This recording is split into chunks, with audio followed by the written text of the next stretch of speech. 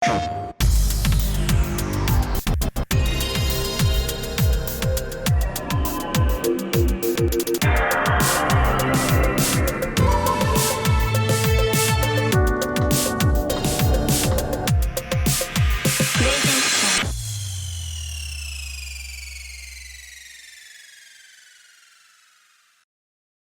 up, everybody? Welcome to PSILOVEPHOTOMODE XOXO episode 59. I'm one of your hosts, Greg Miller, alongside the future class of video games, Adeoye Jr. Two things, Greg. One, I love it when he's got two things off the bat. He's got something to say this week. Two things. One, have you come around of the fact that Ratchet from Ratchet & Clank would for sure beat Kratos in a fist fight? First off, fuck you. No, I haven't. Because, of course, there was people putting up on our own subreddit. A guy got killed by his own chicken this week. Like, it doesn't even need to be Kratos. Like, it doesn't need to be. He didn't have a gun, though. Ratchet has guns. But again, like, there was another great... I want to say, yeah, shout out to, of course, the PS I Love You audience, the Kind of Funny best friends, all that. Because, like, you guys were cracking me up all week long with extrapolating on this. The comments on YouTube were so good. The tweets were so good. There was one that I think was a tweet, but it might have just been a Reddit post, that it would be like, after Ratchet uses his 19th gun on Kratos and he comes back even stronger, just Ratchet under his breath. Fuck. Fuck. How do I stop this guy? Because you couldn't stop him. It's impossible. No, that's a good point. That's a good point. My thing is, I think you only need, if I'm Ratchet, I only need 3 guns. All right? You know, because a lot of people were hitting me up. They're like, Blessing, the Morph Ray, which is the gun that will, in theory, turn you into a rooster. The Morph Ray takes a few seconds to turn Kratos into the thing. And so by that time, Kratos has already thrown his Leviathan axe. And I'm like, dude, you don't start off with the Morph Ray. You don't have to start off with the Morph Ray. You start off with the Groovitron, bust that thing out, make Kratos do a funky jig real quick, bust out the Morph Ray while he's doing the jig, turn him into a chicken, and then switch to the Rhino, blow him up. And if that doesn't work, bust out the Pixelator. Pixelize them. If that doesn't work, bust out whatever grenade. Ratchet is gonna keep pulling out guns until something works. But somebody did point out. Do you think Kratos would be doing along to the group? Oh, he's doing the Carlton dance. He's doing the Carlton dance for sure. Okay.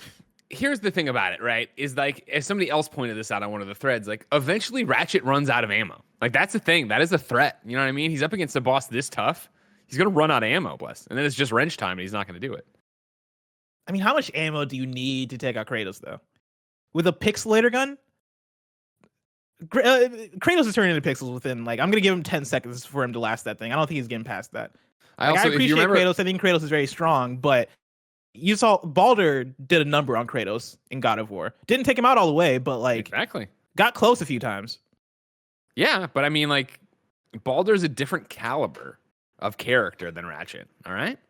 I don't know what you're talking about. Not to mention they're both going to realize they're being played against each other and have to work together, because that's how it always ends up happening. Yeah. I think it was in the post show we eventually did, and maybe it was on the real show, but we hit up Insomniac on Twitter to get not official confirmation. Of course, they're going to say Ratchet's going to win. We didn't want that. We didn't want to hit up Sony Santa Monica and get an answer from them. But we did ask, if you remember, for clarification on what the chicken gun would do. If it would turn him into a chicken, and would it reflect him? Would he understand that he was Kratos? Is he just a chicken? And Insomniac did respond, let's put it this way.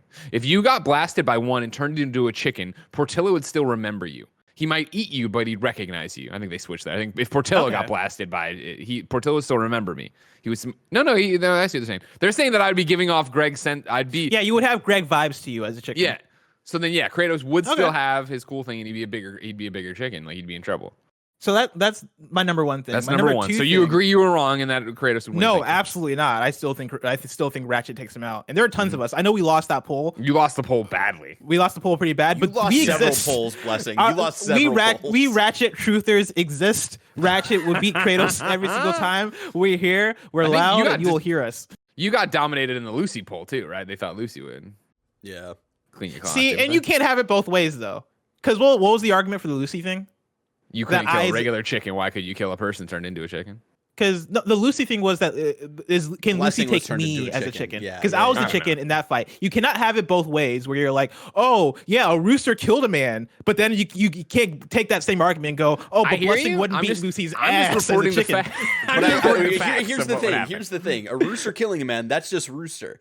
If it's Blessing turned into a chicken, you're bringing in Blessing qualities into that chicken. Is exactly Blessing as a chicken as powerful as a regular chicken? I don't think so. That's why I think you're down in 10 seconds against I'm Lucy strong. James. I'm definitely stronger than the average chicken as a chicken. If Lucy sees me as You're a chicken, stronger as the average chicken than a chicken. Then the average chicken.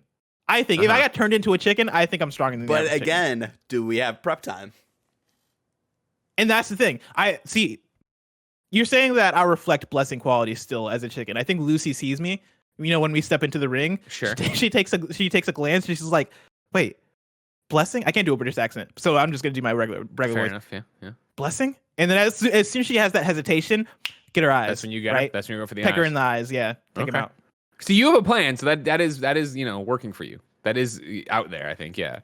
Exactly. Yeah, what was it? The final results were, of course, that 65% think Kratos would beat Ratchet, and then could Blessing that's closer than I thought. Could Blessing as Blessing kill Kratos as a chicken? The answer was no, 70%. And then could Blessing as a chicken kill Lucy James as herself? And 60% said no, you couldn't kill her. And that's fucked up. That is fucked up, everybody listening. I just want to let you know. You want that, though. You know, I've seen you challenge Kevin to catch the hands in the street or whatever you say. Like, I've seen it happen. You wouldn't want to catch Kevin. And that's the thing. No, I wouldn't actually want it with Kevin, but I want to make him think that I do. But that's the thing, Bless. You want to be the underdog in all these fights. You understand? So where you are right now, I think, is where you want to be. If people think you couldn't even take out Lucy James, you know what I mean? I hear you. So that's my number one. My number two is, did you listen to KFG this morning? Did you listen to the whole Forever Entertainment? Yeah, I had a call at the end, but then we got into what part? Sorry, what segment? The Forever Entertainment, Square Enix, they seem to be partnering on a remake. Imran Khan came in. We asked him, Imran, what do you think? Eve. Yeah, and Imran was like, oh, they probably could be working on Parasite Eve. I think that's us. I think we're willing all this into existence. It's one of those, when it happens, not even if. When it happens, yes, we deserve full credit for that. We made that happen. We put Parasite Eve back on the map. People started to sleep and forget about it. We brought it back. It made a run in the tournament. Everybody's happy about it. Yes. You're welcome. You're welcome, everybody. If you didn't know, ladies and gentlemen, this is PS I Love You XOXO. It's our PlayStation show. Each and every Tuesday morning, Blessing and I get together to nerd out about all things PlayStation. If you want to nerd out with us, you can go to patreon.com/kindafunnygames, where you can send us your questions, your comments, your trophies, everything under the PlayStation sun. Of course, on patreon.com/kindafunnygames, you can get each and every episode ad-free. You can get it with the exclusive post show we do each and every week. And of course, you could be watching it live on patreon.com/kindafunnygames as we record it, just like Levi Hunt is, Nick Ash is, Ray Hayes is. Man, I'm not there. You know, Omega Buster. I'm reading the words I wrote. That was easier. I jump over there. I'm not Joshy G731. Everybody could be there if you're on patreon.com/kindafunnygames. Of course, if you don't want to toss us any bucks or can't, we understand. You can get the show with ads, no post show, no live, youtube.com/kindafunny, podcast services around the globe each and every Tuesday morning on, all these different services, having a good time getting it there. You just always have that on you? I find that the Thor hammer, I fiddle with it a lot. It's like a fidget spinner for me when I'm here. I don't know. There's something about it. I don't know that I just. Is it just like on your desk? Because you always pull it out, and I'm like, oh, Thor's hammer. Yeah. Do you not have a lot of stuff on your desk? I had a whole bunch. I got my Ecto ones on my desk, like just things to fidget with. You know what I mean? Yeah, for me, it is nice to have something to fidget with. I have a pen. That's about it. Yeah. I've got the C-3PO with the detachable arm from Star Wars: A New Hope. That's what I fidget with. Sure, it's nice. Housekeeping for you before we get into the show proper is actually kind of relates to what we were just talking about. Of course, we're recording the show live right now on Monday, and then it'll post tomorrow at 6 a.m. So it's always hard to promote content that has an embargo. So depending on when you see this, there's a new First Impressions live on youtube.com/kindafunnygames. It's for a game that a whole bunch of us here at Kinda Funny can't wait for. Please go check it out. It features a very special guest. Please go check it out, youtube.com/kindafunnygames. Check it out there. If it's not there when you get there, just wait a couple hours and then it'll be there later.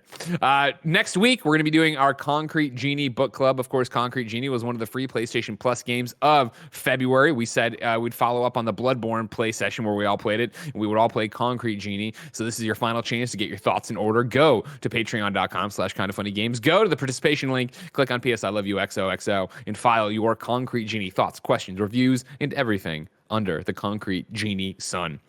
We'll be doing it next week, so you got a whole week to do it. Be like our Patreon producers for the new month. We have Mick, a.k.a. at the nanobiologist Abrahamson. I'm still saying that wrong, right? Abrahamson? He got the M in there. Nanobiologist is in the chat all the time. Abrahamson. Not son. Son. Sen would be Abrahamson. Abraham's son. Tyler Ross, Joy, aka Joseph O. Youssef, Trent Barry, Mizuki, Man Bear Paradox, Julian, the gluten-free gamer, Alex J. Sandoval, Sancho West Gaming, James Hastings, Elliot, Casey Kern. Today we're brought to you by Freshly, but for now, let's start the show with topic of the show. It's a simple topic. What the fuck, PlayStation? What the fuck? Blessing and I, consummate professionals. You dial it back literally 7 days ago. We're sitting here to record the show, looking through all the PlayStation news. Not that much going on, right? But we're able to sit down and be like, all right, let's extrapolate from this God of War stuff and talk about what Ragnarok might be around. We make a dynamite show. A great show where we argue about Kratos and Ratchet. We have a lot of fun here. We finish that, and no sooner do we finish it, process it, and upload it to YouTube, PlayStation's like, blah, blah. Here's all this PlayStation news, changing everything. There's a state of play. There's this giant thing from Jim Ryan. There's PlayStation VR 2 news. It's just coming. They're swinging. And we're doing our best over on Games Daily to get through it. Me and I'm with our Gary Whitta. Gary Whitta hosted the Xcast. I'm over there trying to explain PlayStation VR to him. He's like, I don't get it. Is there an X button? Everything's too hard on the PlayStation, man. Mike Howard. The PlayStation fights me when I play because of the triggers. How dare they? These people. I know, right? Exactly. It just makes me sick to my fucking stomach that PlayStation did this to us. I see even over there, IGN, Podcast Beyond, Jonathan Dornbush constantly having to kick back when he's going to record his show. Make it easy. I don't know how you do that. There's no way to really do it because there's always going to be. Just make it easy the news Monday morning, you know? Sure. Yeah, exactly. That's all we ask for. So, Blessing. One of the I've said it before on the show, but I'll say it again. One of my favorite Blessing moments from your short time here at Kind of Funny, but longer than some, was when we got our codes for The Last of Us Part 2. And I sent it out to you, me, and Tim, and you said, finally, some food. And we are feasting right now with PlayStation news. So there are so many different ways to attack and go through this. Yeah, and I look at this. Ryan Higgins in the chat, or Ryan Powala Higgins, says it's actually the Nexus button, Greg. Did you hear this? Oh, I did hear this. I'm going off about PlayStation talking about this, and Gary's like, well, it should be the cross button. Actually, you know, the Xbox button's called the Nexus. I'm like, Gary, get out of here. You know? Write a letter to Phil Spencer. It's the Xbox button. Everybody knows what it is. I digress. So many different ways to attack this feast. I was looking through, you'd gone through and compiled it all, where we would go, what we'd start. And you asked an interesting question that I think is where we should start from. And Blessing, the question you asked is, are we entering a new era for PlayStation Plus games? This stems from you saying PlayStation Plus games are wild this month. If you didn't know, right now, March 2nd, when you get this on Tuesday, not you live, folks, you can get your new batch of PlayStation Plus games, and they go like this. Final Fantasy VII Remake on PlayStation 4, Remnant from the Ashes on PlayStation 4, Maquette on PlayStation 5, a game I've already beaten. I've played through and beaten. Wait, Blessing. what? Yeah. Oh, yeah. Oh, my God. I got things to say. I want to hear all of them because I'm very excited about Maquette. That's why I was surprised when Kevin was the one who was all about this code in the code chat. You never answered. And that's why I never got your code. Did you put out the call? Kevin did. Kevin sounded the klaxons. Oh, shit. Let me tell you, this is a game. There's a lot to talk about. I play Fortnite one night. Wait, I definitely responded to Kevin. I mean, I wish I could help you on that. I'm just saying what Kevin did and what I saw over there.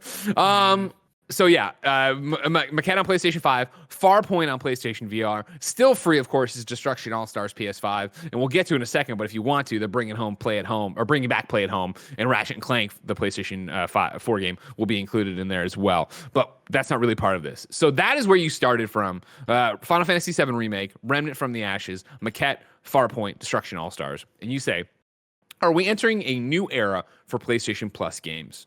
Before we even begin dissecting it, what I want to do is take us back to last week. Again, something that's happened since we posted when, again, Sony came out with all this information. It was headlined and I guess all boiled down into one GQ article where Jim Ryan spoke to GQ. They did an interview. They talked about all the initiatives we will talk about again here and take different perspectives on. But one of the things that kind of got lost in the shuffle was him talking about PlayStation Plus. So let's start there, which is actually the end of the article. Again, read from GQ's article with Jim Ryan. GQ says, so you noted earlier that the PlayStation 5 has already brought some new users into the fold. It was also said by Sony that 87% of people with a PlayStation 5 are subscribed to PlayStation Plus. How does that affect your plans for the platform moving forwards? Jim Ryan answers, it's pretty much what we expected. The early audience is an audience that likes to engage with PlayStation Plus. Many of them like to play online multiplayer, and they like the instant PlayStation Plus collection. GQ responds, "You're going to give away some more old games for free as part of Play at Home, but you've also increasingly released new games to PlayStation Plus subscribers, such as Destruction All-Stars and Bugsnax. Is that something that's going to continue?" Jim Ryan responds, "Yes, it is.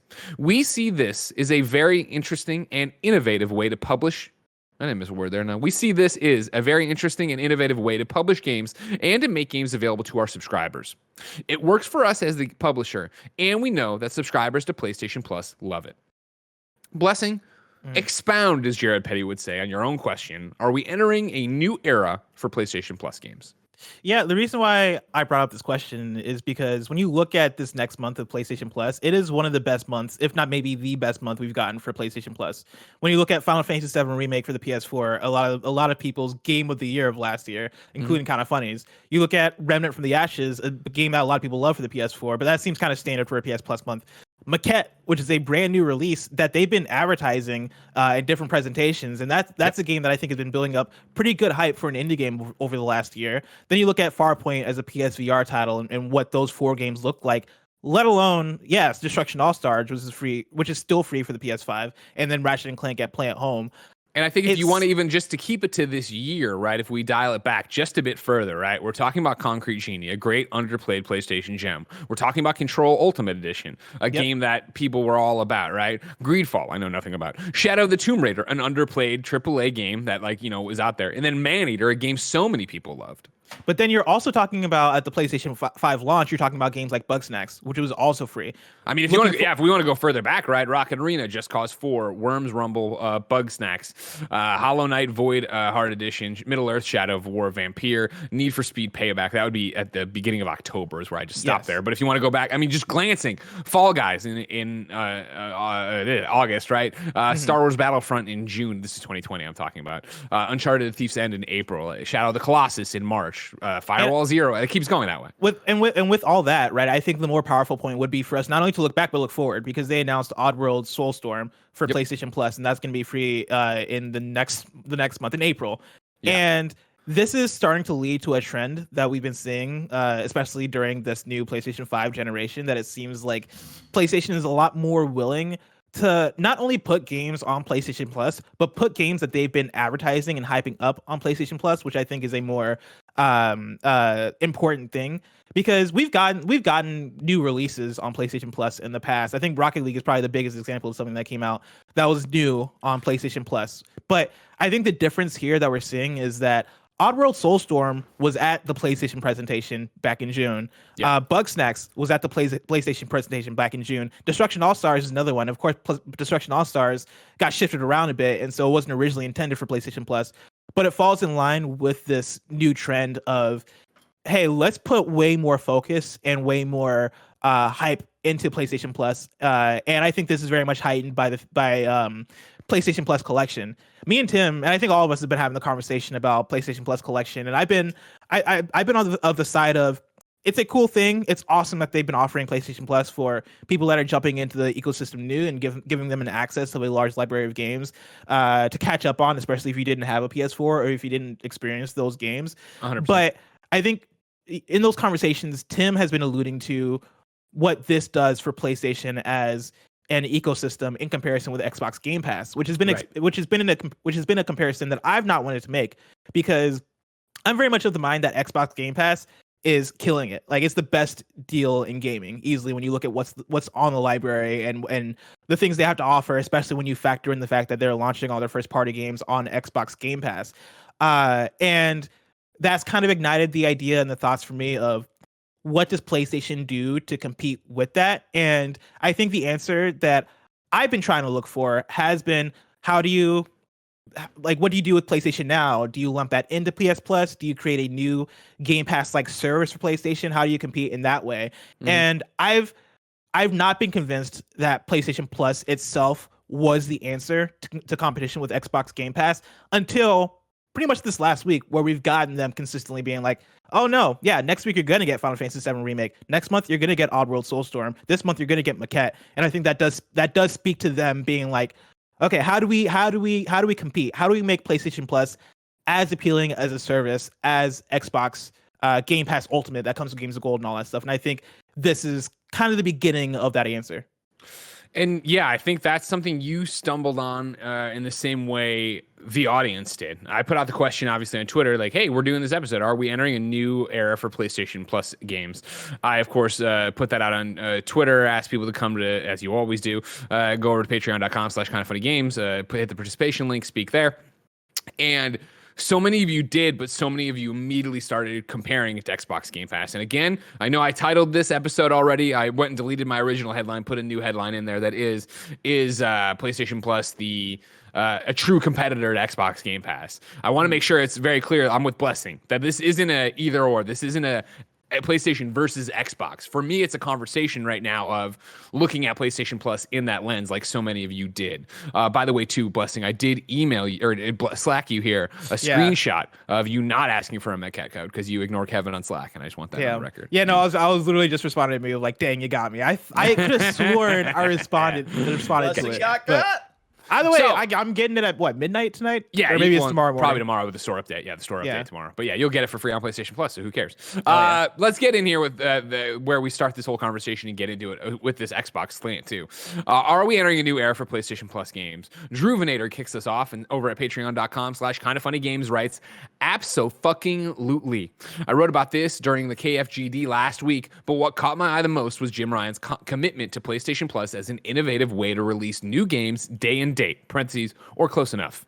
It's also about building communities. And I think both Sony with PlayStation Plus and Microsoft with Game Pass see the value in recurring revenue /DLC / microtransactions as a result of making base games affordable via subscription service. Think Rocket League, Rainbow Six, Destiny, Fall Guys, etc., and then the money spent on the DLC from there. I think this is the extent of Sony, quote-unquote, competing with Microsoft re Game Pass. I think this is their alternative value proposition, and honestly, it's kind of cool. And I think that's been fascinating to think about this argument as we go through it, right, Bless? Where so many people have talked about this, and when we talk about it, I think it's so easy to go, oh, well, the competitor to Game Pass is PlayStation Now. Because that is more apples to apples, right? You sign up for a service, and here's a library of games. You're ready to go. And so many people compare those libraries to each other and what's going on and where it's going. But when you stop there and start entering into this idea of PlayStation Plus into the conversation, it's a value over time proposition. It's a far different argument for what's going on. But there might be a more compelling argument that is, in fact, the better way to go.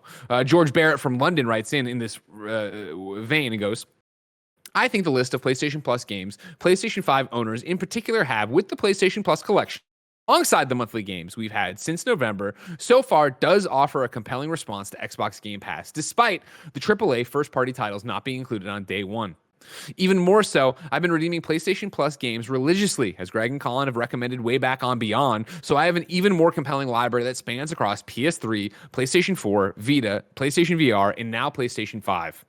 It would be interesting to compare the list of PlayStation Plus games from, say, 2019 onwards with what Game Pass is now to see which has the better list today. Blessing, do you buy this argument that this is been a Trojan horse way to fight Game Pass? Was it always, when Game Pass got announced, do you think PlayStation looked at what they already had and were like, we don't need to worry about it because we have people building the instant game collection, as it used to be called? I think it is a response. You know, I think it is them looking at Game Pass and being like, well, we got to do something. We got to build a compelling reason for people to buy in. And I think more and more new games being released with PlayStation Plus is a good, compelling reason for them to buy in. Like it's hard to compare because it is apples and oranges to some extent to Xbox Game Pass, and I don't necessarily know if at the end of the day, if we compared the PlayStation Plus offerings to Xbox Game Pass, that it'll still be a comparable thing. I think Xbox Game Pass with EA Play and first party stuff and all this stuff, right, it's still its own thing, and it's still I think Xbox Game Pass is still going to turn out as the best deal in gaming, but on the PlayStation side of things, in the latest episode of the Blessing Show that we did, right? We did a whole next gen. It's a video series you can get on YouTube.com. So it's kind of funny games. It's under 10 How minutes often long. is it post? It's every other Thursday, and so Nice. we have an episode coming up this Thursday, and so look forward to it. I won't spoil what it's about, but it's a good one. You should tune in. I'll check it out for sure. Check it out. Our previous episode was about next gen 4 months later, which people correct us and say it's 3 months later, but I got my console early, and so it's 4 months to me, damn it. And you're like, also just wait, all right? Just wait a couple weeks, like, it'll be 4 weeks. Yeah, we're about to hit 4 months. The one of the arguments I made talking about next gen a few months later, right, and the future we're looking towards for both consoles is that Xbox is very much focused on their platform, and they're focused on their services, and they're focused on the things that we've talked about over the last few years of them being focused on.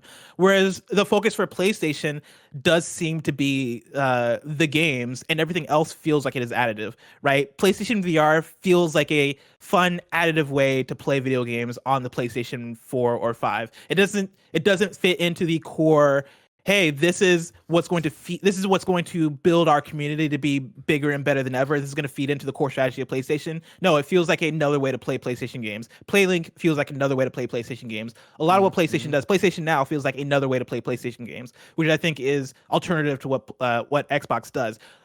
My argument in that video was that PlayStation, though, in terms of their core strategy, is very much focused on the games. And this is the thing that we've been talking about, right? When you look at PlayStation first party and you look at Naughty Dog and the big games that they've been releasing, but also some of the smaller games when you look at Iron Man VR and Concrete Genie and the other things that PlayStation does.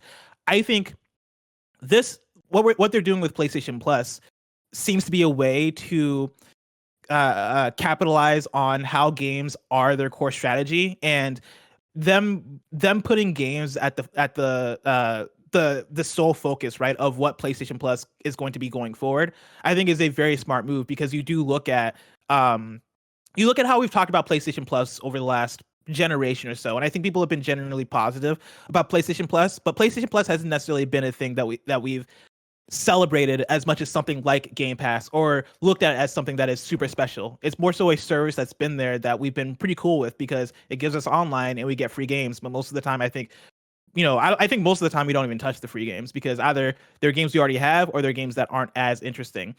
It's also important, I think, to this conversation to remember, of course, how everybody wants something shiny and new, right? PlayStation Plus has been around since 2010. It's more than a decade old. Holy fucking shit. And I remember those early days of it, it's free games, and then it's also down, discounts on DLC or just items, games in the shop.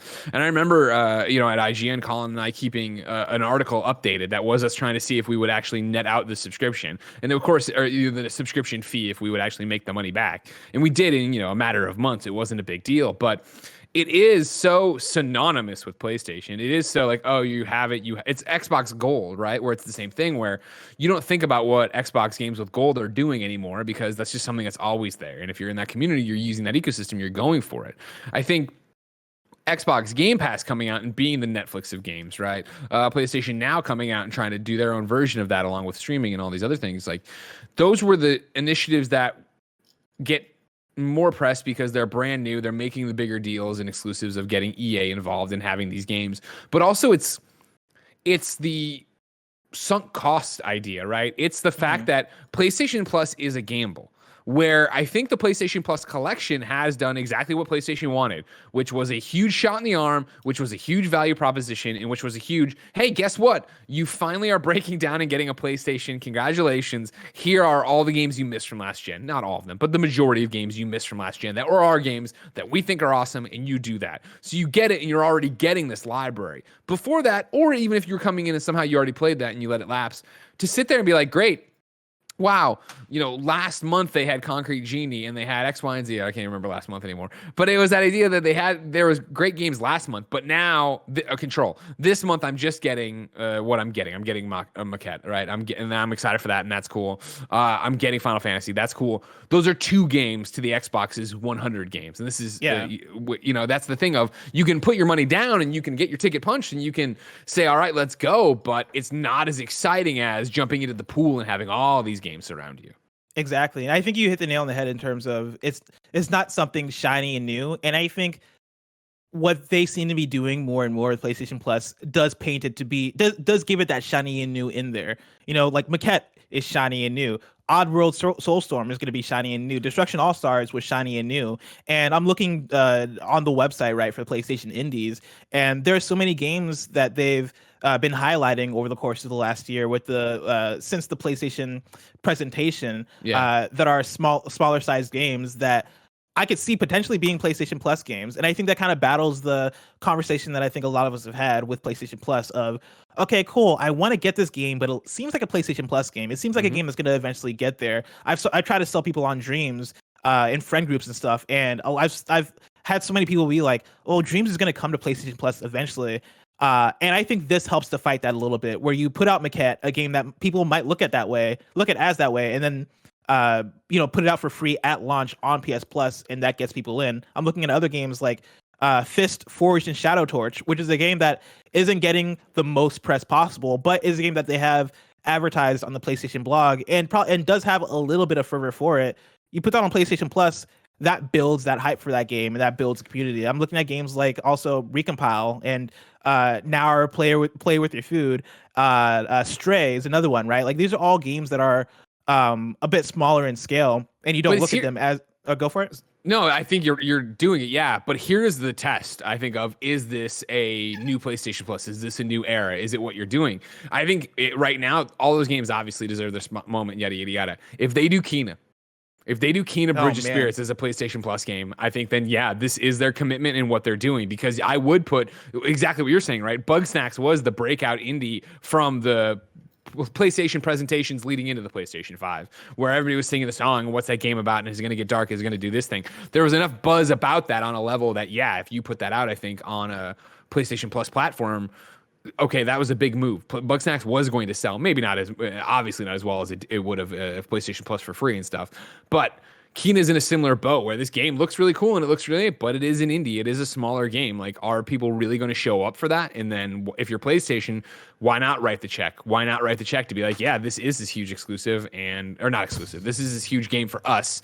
that's going to be a timed exclusive that I'm saying it's not first party. We want you to come out and be a part of it, right? And you think of the conversation that I think that strategy uplifts both PlayStation Plus 100%, but then also uplifts those games, because you look at something like Kena Bridge of Spirits is an interesting one because there is so much hype already for Kena Bridge of Spirits. But you look at something like Oddworld Soulstorm, and Oddworld fans, I'm sure, are very excited for Oddworld Soulstorm. But the average PlayStation fan or the average video game player, I don't think is looking forward to Oddworld Soulstorm as one of their big anticipated games of the year. Sure. You put that on PlayStation Plus, though, and I think that enters a different conversation of now everybody has access to it. You know, they mentioned in the article that 87% of PlayStation 5 owners have PS Plus. That is a large install base, especially compared to something like Xbox Game Pass, right? Sure. Like Xbox Game Pass is still making those moves. I think they're at 15 million, something like that, which is, is in contrast with both Games with Gold and PlayStation Plus. And so it makes sense on the Sony side why they would go harder for PlayStation Plus as opposed to trying to change that up a bit. But yeah, when you put Oddworld Soulstorm on there, then that opens it up to a whole new audience, and I think strengthens what Oddworld might become going in the future, and how much it sells even after it's off of PlayStation Plus, which I think is huge. I mean, that's the power of what they're doing and why it benefits them, and why it also benefits the relationships with developers, because it is this idea of like Maquette, when we get to, right, is recursive puzzle game, right? You're moving things around, it's about perspective, yada yada yada. It's not The Witness. Like, it's not, and like that, I know people I was talking to people online today. Tom Marks put up his review. I put up my tweet about my tweet version of the review before saying I'd talk about it here. But immediately people were like, oh man, is it The Witness? Is it as good as The Witness? And it's like, it's different. It's not The Witness. It's not trying to be The Witness. But I think if you were to say, hey, Maquette's out, it's a recursive puzzle game. It's out right now, and Barrett, can you Google and tell me how much it is if they announced a price without it being on PlayStation Plus? But hey, it's $14.99, and somebody's like, "Is it The Witness?" You're like, "No." I think most people are gonna go, "Oh, okay. Well, I'm not going to do it then." You know what I mean? Like, I'm going to walk away from it, and that game's not going to get played. And, it's a smaller developer, obviously. Like, I think you put it out there, you suddenly are making good on the fans because they're like, oh, my God, awesome, free game to play. Free brand new game to play that has been in a bunch of stuff, that is beautiful, that has Bryce Dallas Howard in it. There's something going on with this game that maybe isn't worth the money to you to take the $14 plunge on. But for your already locked-in PlayStation Plus subscription, you go for it. Yeah, you mentioned like Maquette's not The Witness. I think Maquette, and I've not played it, but from what I can kind of gather and infer, Maquette seems to be super liminal. which is a game that I played last year and really enjoyed. Wasn't a 10 out of 10 game, but it was a fun puzzle game. But most people I talk to haven't played Superliminal. And if you put Superliminal on PS Plus, I think that opens up that conversation to be entirely different. Of so many people would probably jump into that game and give that game a chance and probably be a little bit blown away by it, because it's a really Superliminal is a really good game. And Maquette, if it comes out and it's a really good new and shiny game for PS Plus, then I think that does wonders for that conversation. You know, I think about our towards the end of the year last year, we did our PSILOVEPHOTOMODE awards, and one of the categories was best PS Plus game, and we got into a good conversation about Bugsnax versus Fall Guys and what makes a good PS Plus game and all this stuff. I think already the conversation for this year for best PS Plus game is already going to be interesting, right? Because we got, in terms of new games, right? Maquette, Oddworld, Destruction All-Stars. Destruction All-Stars might not be in the conversation because we also got Final Fantasy VII Remake. That's when you have to pad out the nominees. Like, you need a fifth nominee. Like, I was there. I don't know. Somebody liked it. I can't. But if this cadence continues, then like, dude, look at that. Just as an update, I can't find a price. It's not on the PlayStation Store yet, and then I looked up on Steam. It's technically there on Steam, but it doesn't have a price listed yet. So gotcha. That's all I got for you. Thank you very much. To this question we were asking, of course, you know, is this the dawn of the new era? Parker Petrov wrote into patreon.com/kindafunnygames and says no. Based solely on what we've seen thus far, I would say no. As a lot of this seems like marketing deals that would have been lined up well in advance to move to sell consoles. This is what they did This is what they did last launch. November 2013, Metal Gear Rising: Revengeance, Remember Me, Oddworld: Stranger Wrath. December 2013, Contrast, Resogun, Grid 2. January 2014, Borderlands 2 and DMC Devil May Cry headlined. February 2014, BioShock Infinite headline, and we also got Metro Last Light and Mod Nation Racers. March 2014, Tomb Raider 2013. This just seems like what they do. A console is launched and they beef up the PS Plus offerings to bring in people. Then, as the generation goes on, the titles on PlayStation Plus wane in quality a bit as they have better first-party offerings to do the heavy lifting. Do you see the same thing happening here? Or do you agree, I guess, with the argument, and do you see the same thing happening here? I can see where they're coming from, and I don't think that's outside the realm of possibility, especially as we get later on in the PlayStation generation and you have those first-party games to fill in the spots and fill in. Right now, like, we're in an interesting place because I think this time last gen there was a drought of games.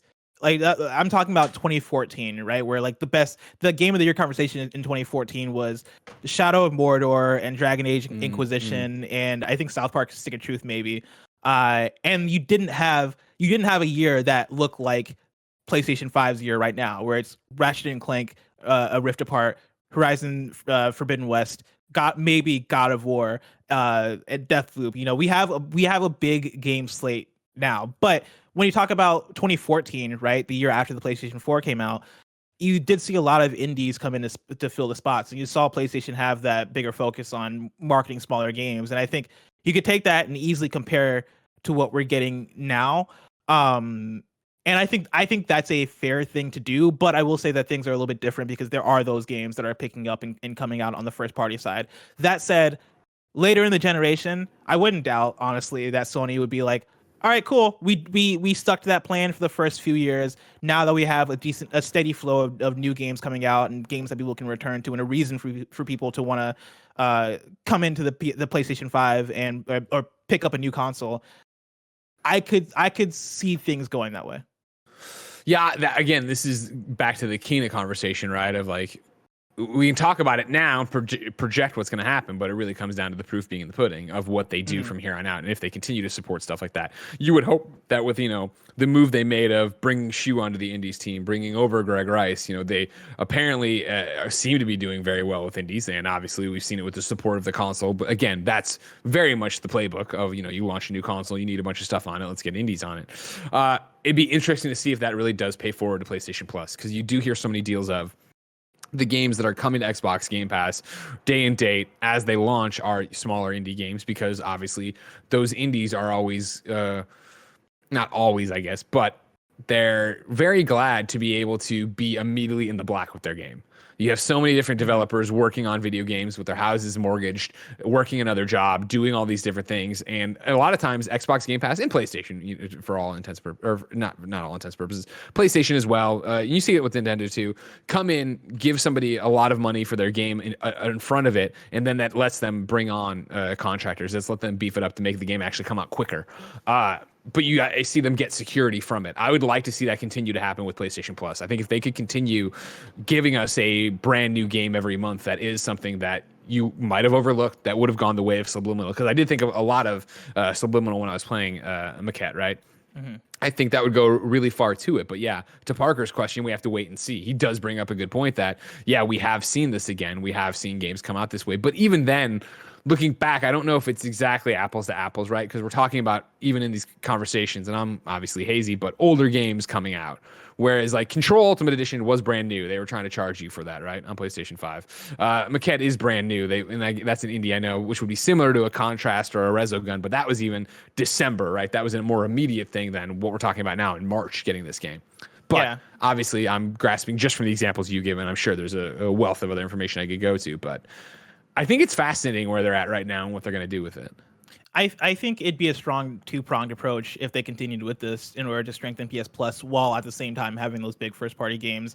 You know, if we're still in this place later in the generation where we're getting banger after banger of PS Plus month with new indie games or new I guess like AA games or however you want to categorize them, while at the same time getting our new Naughty Dog game and all that stuff, I think it would be such a strong approach. And I think part of it is going to come down to how much does this make it, how much is this worth it for PlayStation?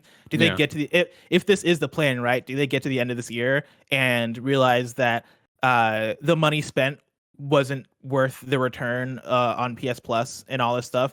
You know, who knows? Like, PlayStation is a business, so I could see them getting there and being like, yeah, it wasn't worth it. But I think there is power there. We've seen other companies also, you know, basically pay indie games the worth, or pay indie games the cost of their development to come to the platform. And like you said, Greg, that means that is a big thing for a developer to be able to do, you know, be able to, you know, make back that development cost on day one and not have to worry about bills or worry about, you know, how much money they're going to make at the end of the day. Getting that stuff back on day one is huge. And I think I would think PlayStation has the money to finance that, let's say 6 times a year. You know, if they did the thing where Destruction All-Stars and Bugsnax are on PS Plus for 2 months each, if they can have basically 6 games across 12 months for PlayStation 5 PS Plus that launch on the service, I think that'd be doable. But again, I'm not a finances person. It's exactly what you're talking about too. Yeah, what is the return on investment on this? And I would think that for PlayStation, it's a drop in the bucket, but also, you know, I'm not running their business, and I'm not. No, I have no degree in business. I don't know what the fuck's going on. But as I look over here in the actual live chat, William says, I would love to see ports like Disco Elysium come to free on PlayStation Plus. Even something like Braid, celebrate some of these older games. Like, that's another great one, right? Of like, if you could get Disco Elysium free, the new version of that coming out supposedly this month, right? That hasn't been delayed. We just haven't gotten an official date on it, I think. Last I heard, March, but I haven't seen an official PlayStation date on that one or whatever. And I really want to play that game.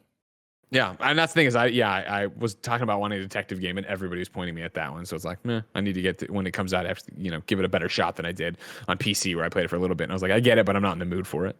I know Lucy James from GameSpot loves it. Yeah, they said March. I don't think they gave an exact date, and so I hope it still comes out this month, because I'll love to get my hands on it.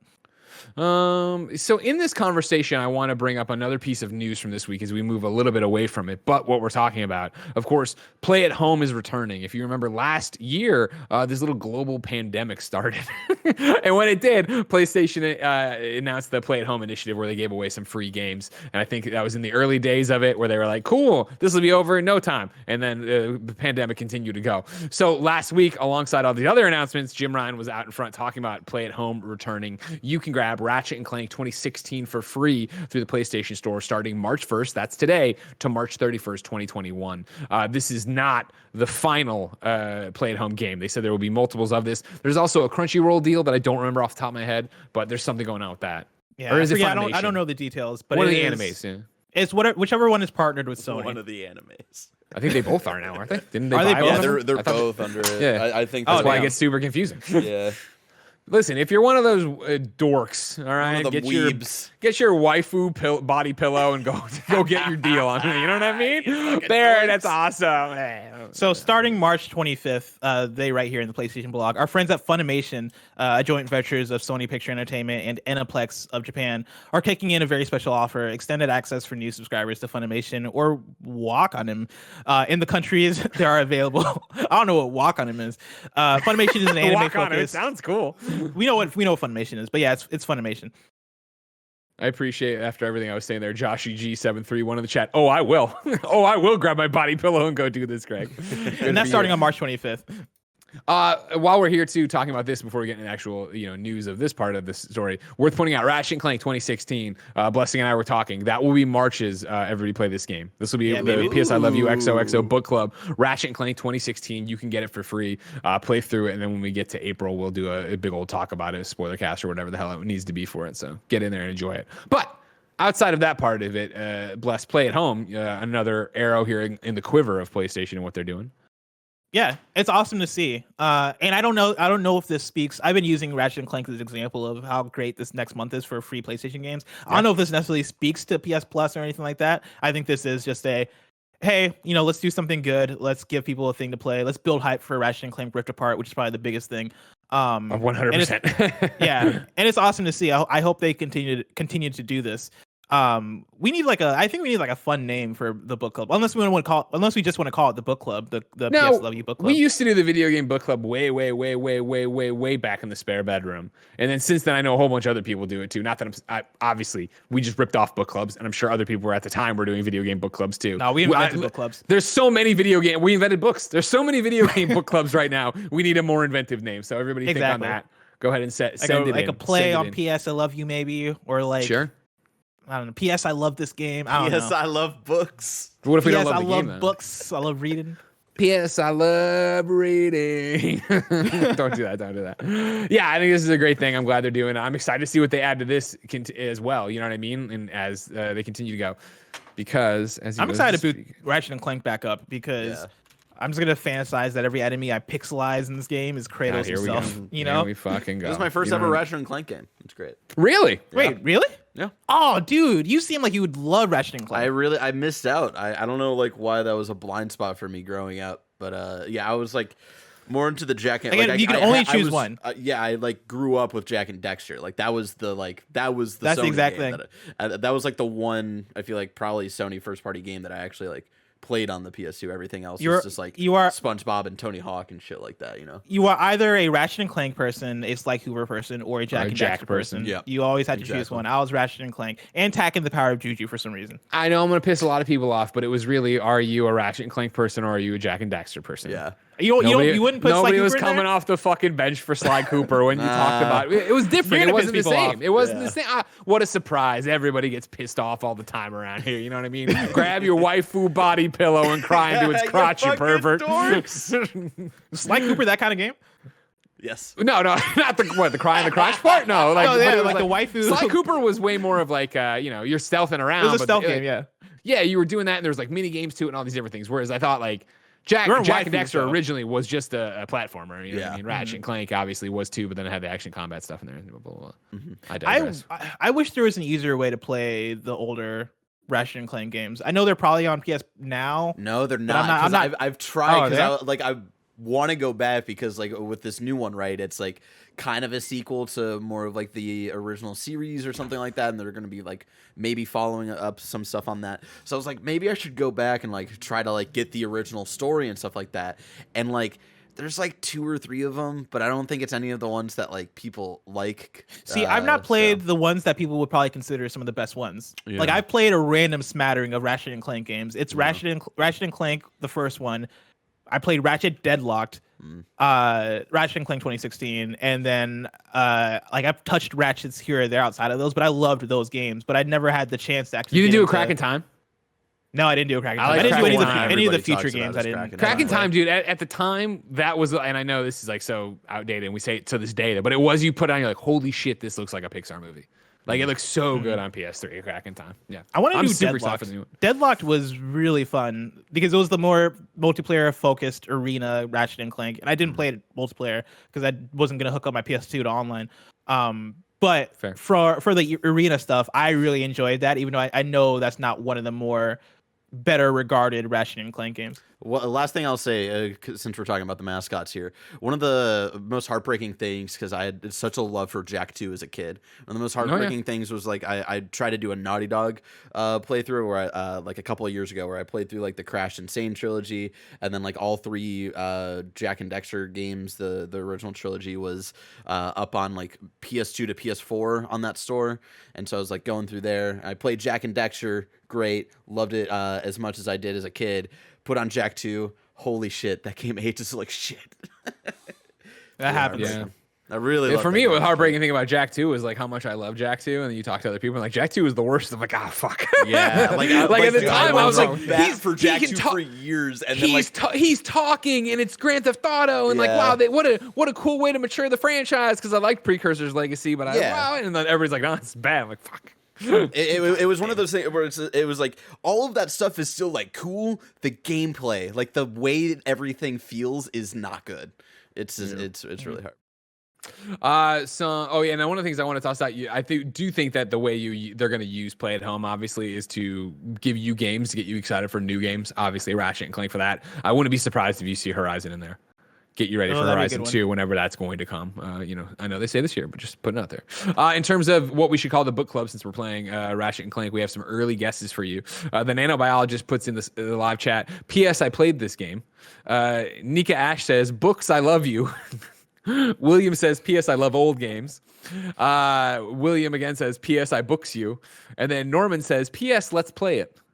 Ooh, I don't like mind PS Let's Play It. PS Let's Play It. I do like as well. I do like. Yeah, that has a ring to it. I like it. All right, we're bookmarking. We're earmarking that one. Of course, everybody watching later on YouTube.com/kindoffunny podcast services. Feel free to tweet. I actually go to Patreon.com/kindoffunnygames and go to the submission form there and put it in. I'll put a new form in there of what we should call it. Blessing. While I do that, why don't you move on to the next part of it's topic of the show is just how fucking PlayStation is. So it's PlayStation updates. So it's everything. What else are we talking about? So we got PSVR 2 news last week, and I kind of want to talk about what our big wishes for PSVR 2 are, because in a blog post last week they talked about it. I'm going to read a little bit from the PlayStation blog what they had to say. Today I'm pleased to share that our next generation VR system will be coming to PlayStation 5, enabling the ultimate entertainment experience with dramatic leaps in performance and interactivity. We're taking what we've learned since launching PSVR on PS4 to develop a next-gen VR system that enhances everything from resolution and field of view to tracking and input. It'll connect to the PS5 with a single cord, which is very important, to simplify setup and improve ease of use while enabling a high-fidelity visual experience. One of the innovations we're excited about is our new VR controller, which will incorporate some of the key features found in the DualSense wireless controller, along with a focus on great ergonomics. That's just one of the examples of future-proof technology we're developing to match our vision for a whole new generation of VR games and experiences. There's still a lot of development underway for our new VR system, so it won't be launching in 2021. Or I guess that's the end. It won't be launching in 2021. Greg, does this all sound like enough to get you into PSVR 2 or get you excited? I mean, I'm excited that they talked about it. This is something I went a little bit into with KFGD with Gary, right? Of like, obviously, it was, again, how weird, right? That like on last week's episode, I asked you point blank, when the last time you put your PSVR together? Or have you done it since PlayStation 5? You're like, no. And I'm like, me neither. Like, PlayStation 5 looks so good. I don't want all these cables coming out of it and doing all these different things to it and the adapters, yada, yada, yada. And so I feel like the launch of the PlayStation 5 really stalled PlayStation VR's excitement in a way. And I think obviously that's coupled with the fact that it's not like there's a million PlayStation VR games coming out right now that you need to go and be all about. Obviously, since even that sentiment, Farpoint's been added to PlayStation Plus, so there's a reason to get into there and do that. And again, always redeem all your PlayStation Plus games. Even if you think you'll never play them, do it. So one day when you do get a VR, you can do it or whatever. But yeah, I'm excited to hear they're doing this. And, I when Tim made us make crazy predictions, the one I put out was, and I didn't want to, but I'm putting out predictions. I'm like, I could see a reality where PlayStation abandons PlayStation VR, where they're just like, listen, it's cool, but it's not driving the numbers we need it to. We're making money hand over fist on the first party games, on the consoles themselves. Do we really want to be distracted by it? And as I told Gary, this is a great announcement. It came with no assets, no hard dates, no photos. Like, they could still abandon this. This is them, I think, as I said on the show, right? All this news dropping right before the end of fiscal year. It's trying to get everybody stoked, excited, get the information out there of how great PlayStation is and how exciting PlayStation's future is, which is needed and good to know. But as with any tech and with any, global pandemic you're in, like, they could pivot and change and move away from this as we continue to go on to just trying to get enough semiconductors to make PlayStation 5s. I'm excited about this because I want more PlayStation VR. I wish, of course, it was cableless, but we all knew that was a pipe dream, right? Because obviously the processing power is on the PlayStation 5 and yada, yada, yada. Like, I have a Quest if I want something wireless, but then it is also like, I really hope that they are continuing to invest in companies right now, in developers right now, to make this happen and make it be cool. And, Jim Ryan did say in his post that dev kits are, or I think it was in the GQ interview, that dev kits are heading out right now to people. Yeah, and I think that's the thing that has me very excited, because this seems like a big commitment to PlayStation VR and the future of it that wasn't there before. Because with PlayStation VR, right, you're not only with this announcement, you're not only committing to the hardware, where you're committing to software and you're committing to support and all that stuff. And so this makes me wonder what they're planning in terms of PlayStation VR games. I had a conversation on DLC podcast. I was on DLC with Jeff Kanata and Christian Spicer. Jeff Kanata wasn't there though, because he had to deal with some stuff. But it was me, Christian Spicer, and Godfrey, the homie. And we talked all about PlayStation VR and kind of our hopes and dreams and all this different stuff. And the thing that the big compliment I can give to PlayStation VR over the last few years that we've had it has been that the library has been banger. We've gotten games like Beat Saber, Astrobot Rescue Mission, Blood and Truth, and then you have all other games like Moss and did I already say Trover? I love Trover, and so I'll always list Trover. You have a very, very good library of games for PlayStation VR, and a lot of that does come from PlayStation putting in actual support to it. And it's not necessarily the main Sony Santa Monica or Naughty Dog or their big studios having to put support to it. It is them partnering with other studios, and also having some of their studios have designated smaller teams working on that stuff. And I think that's been enough to actually keep it afloat and make it something worth doing. Because in terms of numbers for PlayStation VR units, at the top of 2020, I believe they announced that they had sold 5 million PlayStation VR units, which in the grand scheme of the PlayStation audience isn't that much when we're talking about over 100 million PlayStation 4s sold. That's literally 5%, right, of PlayStation users that have PlayStation VR, right? And that means that if you release a Spider-Man game for PlayStation VR, it's not going to sell nearly as much as a Spider-Man game on PlayStation proper. And so that is a big commitment for them to actually do that and actually commit resources to it. But for what we've been getting, they've seemed to be hitting that nice middle ground of, listen, we're not going to get your big AAAs, but also we're gonna make sure that you have something to play, and those things are going to be fun for what VR is. And so, and you're going to see it evolve. That's the biggest thing. I know it's a tired story of, Shu saying to us on the show in 2015, like, hey, like, this is starting all over. This is PlayStation 1. This isn't PlayStation 4 for PlayStation VR.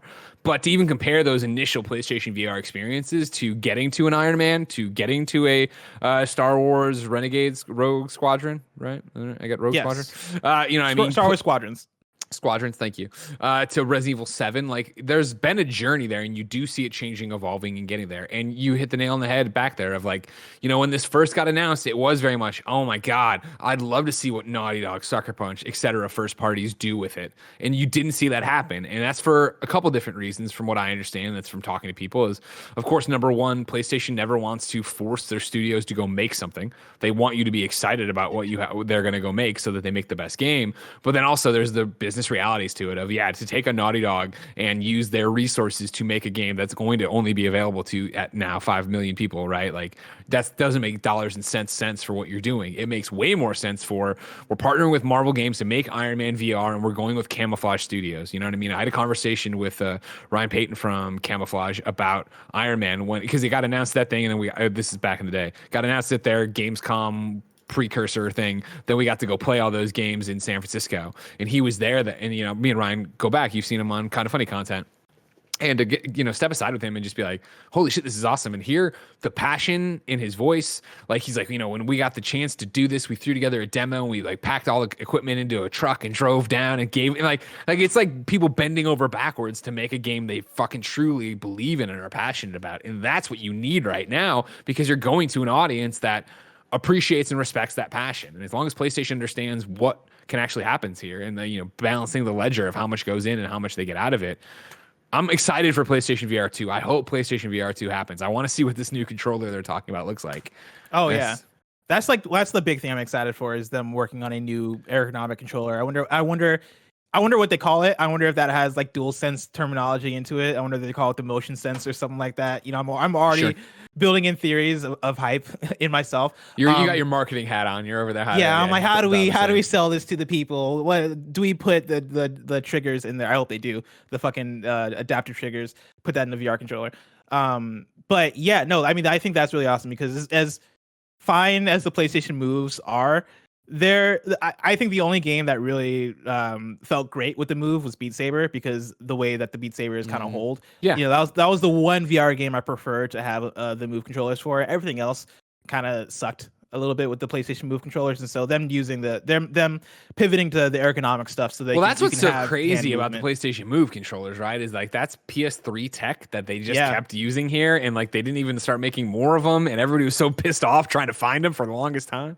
Yeah, and so I can't wait for them to start having games that have hand tracking movement and that stuff. I think that's going to be awesome. And also, I think I want to shout out, because this is a thing that I think I knew, but I didn't realize until yesterday. Insomniac has made quite a few VR games, and I imagine now that Sony actually owns Insomniac, there's a lot of opportunity there in terms of giving them games to work on. So maybe you do get like a Spider-Man spinoff. That's the whole thing, right? Sort of thing. Yeah, PlayStation fans know Insomniac, and for the longest time we thought Ratchet, and then of course you think Spider-Man now, and you think that's it. But yeah, if you haven't been paying attention to what both Burbank and North Carolina are doing, like there's a whole bunch of different VR stuff they were doing. Yeah. I remember I hosted a panel with them at South by Southwest for the VR stuff they were doing off on the side. And I forget which one headset it was on or what year it was, but you understand what I'm saying. Mm-hmm. What else you got for me, boss? Let me see. I got to scroll back on the doc. RIP Japan Studio. This is a thing that happened. Basically, Sony announced that they're, I guess, paring down Japan Studio into Team Asobi. But I mean, the way when you look at it, read through it, they're basically shutting down Japan Studio. I want to pull though an article from Martin Robinson at Eurogamer, who writes this farewell article to Japan Studio, which I really like. The name of the article is "Farewell to Japan Studio, the little team that felt like a big part of PlayStation's identity." It goes like this: Japan Studio is an odd little outfit. And while you'll be familiar with the logo from startup screens from countless PlayStation classics, most of its work has been done in tandem with external partners. Demon's Souls, its most recent release, was in partnership with Bluepoint Games. The Last Guardian, one of its most high profile, was in tandem with Japan Studio alumni Fumito Ueda's team at Gen Design. The last game that was an original Japan Studio joint was Knack 2, though it might perhaps be kinder to remember the developer by 2013's much-loved Puppeteer, its last effort before it was tasked with bringing Mark Cerny's vision to life. Japan Studio's original output was infrequent and erratic, which only made it all the easier to love. Ape Escape was Japan Studio's first high-profile release, and every subsequent game carried that same spark of inventiveness. I love the offbeat, uniquely Japanese games they'd occasionally produce, cult classics like The Trash Panic or the brilliantly batshit Kung Fu Rider. It's that kind of eccentricity that first really endeared me to PlayStation, and that always felt like an indelible part of its identity. And that's kind of a thing we talked about a little bit last week, as all this PlayStation news was coming out during me and you, Greg, that Japan Studio had that eccentricity that was very endearing. They added a bit of that weird, quirky personality with some of their games, but in the modern era, Japan Studio hasn't worked on much of their own original stuff, which kind of leads to this consolidation making a bit of sense, when you look at the grand scheme. That said, for what Japan Studio is, I think they meant so much to PlayStation fans in general, because that logo pops up at the beginning of so many PlayStation games. And so for this conversation, I want to do like a, I guess, in memory of Japan Studio kind of thing, and talk about some of our favorite Japan Studio games. What's the Bear? You'll know this. What's the Fast and Furious 7 song they sang? It's what I just said. He literally just That's fucking exactly what I was sang it. saying. Wait, It's been a hold on. long Yeah, day. Wait, is that how that song without goes? you, my Yeah, friend. dude. Well, that's the at the Yeah, very that's end like when the it fucking yeah, crushes. that's where like the like. I thought you were singing in. some Imagine Dragons bullshit. No, dude, that That's song does understandable. sound. That's like, how Imagine Dragons you can't tell me that's not how all the time. every Imagine Dragons song sounds like. That song was originally made for that movie. Blessed, did you know? Oh, was it really? Yeah. Damn, Yeah. shout out to It Wiz was- Khalifa. And Charlie Puth or whatever. Imagine Dragons. I couldn't tell you. I know that I know there's songs, but I couldn't tell you one Imagine All their Dragons. songs Radioactive. have that like. Oh my god! Yeah, and they never made another song after that. They just No, they had plenty of kept- songs. They I kept remember making Beat Saber. Radioactive. That's all they The kept first- doing. It was The first- Radioactive. The first was Game Thunder. Awards. The first Game Awards I remember going to the when Jeff was independent and he did the Imagine Dragons with a composer from Nintendo whose name I can never remember. And I remember being in the audience like, this is fucking amazing. I'm gonna listen to so much Imagine Dragons, and I never listened to Imagine Dragons, but I do remember And Radioactive. you don't And need if you, to. Radioactive. If you want my PlayStation story about Imagine Dragons, if you remember at E3 one year, Jack Tretton came out to Radioactive. Hell yeah. Jack Tretton, Jackie Radioactive, Radio, and he like came out and he's like waving or whatever. And then it was what, months late, not months, probably weeks later or whatever. And I made some Jack Tretton reference. And Christine Steimer of What's Good Games looked at me and started singing Radioactive, and I was like, "What are you doing?" She's like, "He came out to that at E3, like that was his theme song." And I'm like, "Nobody in the world remembers that except you. Congratulations, yada yada." Jump ahead another 2 weeks. We were in her car and we were listening to Top 40 Radio, and it was Radioactive, and the DJ came on. He's like, "That's Imagine Dragons with Radioactive at number 4 or whatever this year." Little known, he's like at the Electronic Entertainment Expo this year. Jack Tretton came. I was like, "What the fuck?" Like, what a targeted weird thing for me to be listening to radio for 1 second. Yeah, but I will not accept any more of them because I will not accept the Imagine Dragons slander. They have Bless, you do not wanna be on this hill. they have multiple hit songs. They just all sound like the same song. Exactly. Give me another After Radioactive, they didn't make any new songs. They just It was kept Thunder. making Radioactive. It was Oh, Believer. Lightning and the Thunder. That one. Yeah, Yes. Thunder. Feel Yeah, the thunder. they have a whole Beat Saber pack. They do. Yeah, I mean, I got this weird I thing only- on like I only Quest love- Game I songs. love and respect Beat Saber, but I find the packs that they like specifically make like weird and questionable. They're really They weird, are. questionable. Like You're not wrong. Why? You're absolutely not wrong. But like I don't know, I still play him though. There's a Timbaland pack in Beat Saber, and Timbaland is like one of my jumping the favorite. conversation back onto the tracks. All right, Let me get there in a second. There's a Timbaland pack in Beat Saber, and Timbaland is one of my favorite producers. They have no song by Timbaland that I recognize though. It was all new shit that I think might have been exclusive to Beat Saber, and it wasn't that great.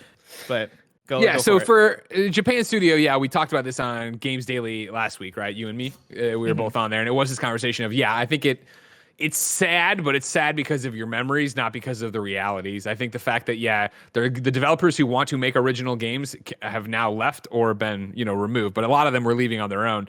They're going to go off. They're going to go make games. They're going to end up on PlayStation. Everything's going to be fine. The services that we're about to talk about, right? Because we're going to talk about what we think of Japan Studios are still in PlayStation Studios. It's no longer under the Japan Studio label. exactly. So, Blessing, when you think of Japan Studio, what do you think of for games? Yeah, I have like a very short list of games that I would say are probably my most memorable from Japan Studio. First and foremost, the Team Eco trilogy means so much to me. That would be Eco, Shadow of the Colossus, and The Last Guardian, all developed in partnership with Team Eco and Gen Design for The Last Guardian. That might be in my top 3, maybe top 2 favorite video game trilogies of all time. Like, I absolutely adore these 3 games. Eco, I feel like I don't get the chance to talk about enough. But that's a game that I think is so inventive, especially for the time it came out. And I think influenced so much in terms of those artsy, unique games that are very much going for vibe over everything else. It had that puzzle game kind of setup where you're doing the thing where you're moving boxes and you're like trying to figure out how to get to the next part of the level, right? But you're playing as Eco and you're guiding the girl, the princess. I forget if she's a princess or what, but you're guiding the girl to where she needs to go. And for what the art style is, what the soundtrack of the game is, for what that weird, unique story is, at the time, I think just hits so different. And it's such a good game. Shadow Colossus, we've talked about Shadow Colossus, and everybody knows why I love Shadow Colossus. And The Last Guardian, I know Last Guardian is a game that came out, and I know it didn't get as well regarded as those earlier two because it was coming out under weird circumstances and had a handful of issues to it. But for me, The Last Guardian is a game that still hit very hard. Like, it's one of those things where or I forget when we talked about this. Recently, we talked about games we're looking forward to. We were kind of talking about like games like Kina and other games in relation to Sifu in relation to our fantasy draft, and do we feel comfortable drafting them? How do we think they're gonna shake out on Metacritic? And we kind of talked about how, man, I hope Sifu is a 9, or I hope Kina is a 9 or whatever, right? And that kind of sparked the thought in me of like, dude, if Sifu is a 7 or an 8, but it's a 7 or 8 that I love, then that's also like very much okay. And I think Last Guardian kind of falls into that category for me, where Last Guardian, I definitely see the flaws that it has in terms of like the camera and people getting frustrated with Trico and all this different stuff. But in my heart, that game is like a personal 10 out of 10, even though critically it's probably more of a 7 or an 8 because of its technical issues. I loved I want to call it Trico, The Last Guardian, for what it did for me narratively and in terms of that impact and the connection you make with Trico and the animation of Trico and how bigger than life that thing felt. I loved it. And so that comes to mind first and foremost. Astrobot Rescue Mission comes to mind also. And I guess Astro's Playroom, throw that in there. Absolutely love that game, and of course we'll continue to see that with Team Asobi. Dark Cloud with Level 5 is one that they worked on, and Dark Cloud is a game that again means so much to me. I love playing that game on PS2 back in the day, and I hope they bring it back because I think that game does so much that would translate so well to a modern game. But it's a game that I have such good memories with when I think of back when I had a PS2. Sure. And then Bloodborne would be the latest one, I'll say, from Software, developed obviously with From Software. And yeah, Bloodborne is like my newest favorite game. Bloodborne and Sekiro technically are my newest favorite games. But Bloodborne specifically is one that I think is so special, and I think speaks to the fact that Japan Studio had that wide reach in terms of folks they got to partner with, being getting to connect with the Japanese side of developers in order to bring games onto PlayStation. I think spoke very powerfully and expanded that portfolio quite a bit. And so shout out to Japan Studio for those ones. Yeah, for me, I mean, there's no surprise, I think, on my list, right? Patapon's right at the top, and obviously that was with Pyramid, but that's what we're talking about with what Japan Studio did and how it incubated these kind of games and was a vessel and partner to getting them to a wide audience. And one of the big stories out of this Japan Studio shakeup and the dissolving it, right, as we know it, is that Japan Studio wanted to make more games for Japan that could have worldwide appeal, whereas PlayStation's like, no, make worldwide appeal games like the rest of the first party, and that was a different of ideologies there. And so like, I don't think you're never going to see another game like Patapon, right? I don't think you're never going to see another game like Eco. I think there's going to have different avenues of getting there. And in that vein, everybody's golf or Hot Shots golf, depending on when and where you played it, right? I'm just going with the most recent one from Clap Hands, but like that, the entire Hot Shots series I adore, whether it's tennis or golf or, and so the fact that they were instrumental in getting it there and keeping that character and having all that, that's a huge part of it. And then the one from them that's from them is The Last Guy. Like, I loved The Last Guy, if you remember that little weird PS3 game where you walked around as a zombie in a cape to get other people to follow you and take them to safety away from monsters, and you were using Google Maps or whatever and going through. It wasn't actually Google Maps, it was some knockoff maps of cities, but you wandered them around and got them out. It was the weirdest fucking game. It had a really weird announced trailer, and I really, really loved it. And so, like, that's what when I think of Japan Studio, that's the kind of stuff I think of. I think of quirky games that you can't get not anywhere else, because clearly you could get them, but on the PlayStation side, if you saw a trailer start and it had Japan Studio, you knew it was going to be wacky or weird, or I guess just different. It didn't have to be that, but it was going to be something different, right? And it was going to, more than anything, I guess it was going to have a personality that was very unique. And I also think it would speak to quality, because PlayStation usually, when it comes to first party stuff, they usually go for quality. And so it's similar to how when I was very young, when I first started playing video games and I was an N64 kid, I remembered the first developer that I ever identified as a video game developer was Rareware. And I'm literally wearing my Rare sweatshirt right now on a PlayStation show. That's right, sacrilege. A Nintendo company, then an Xbox company. I'm repping them on a PlayStation show.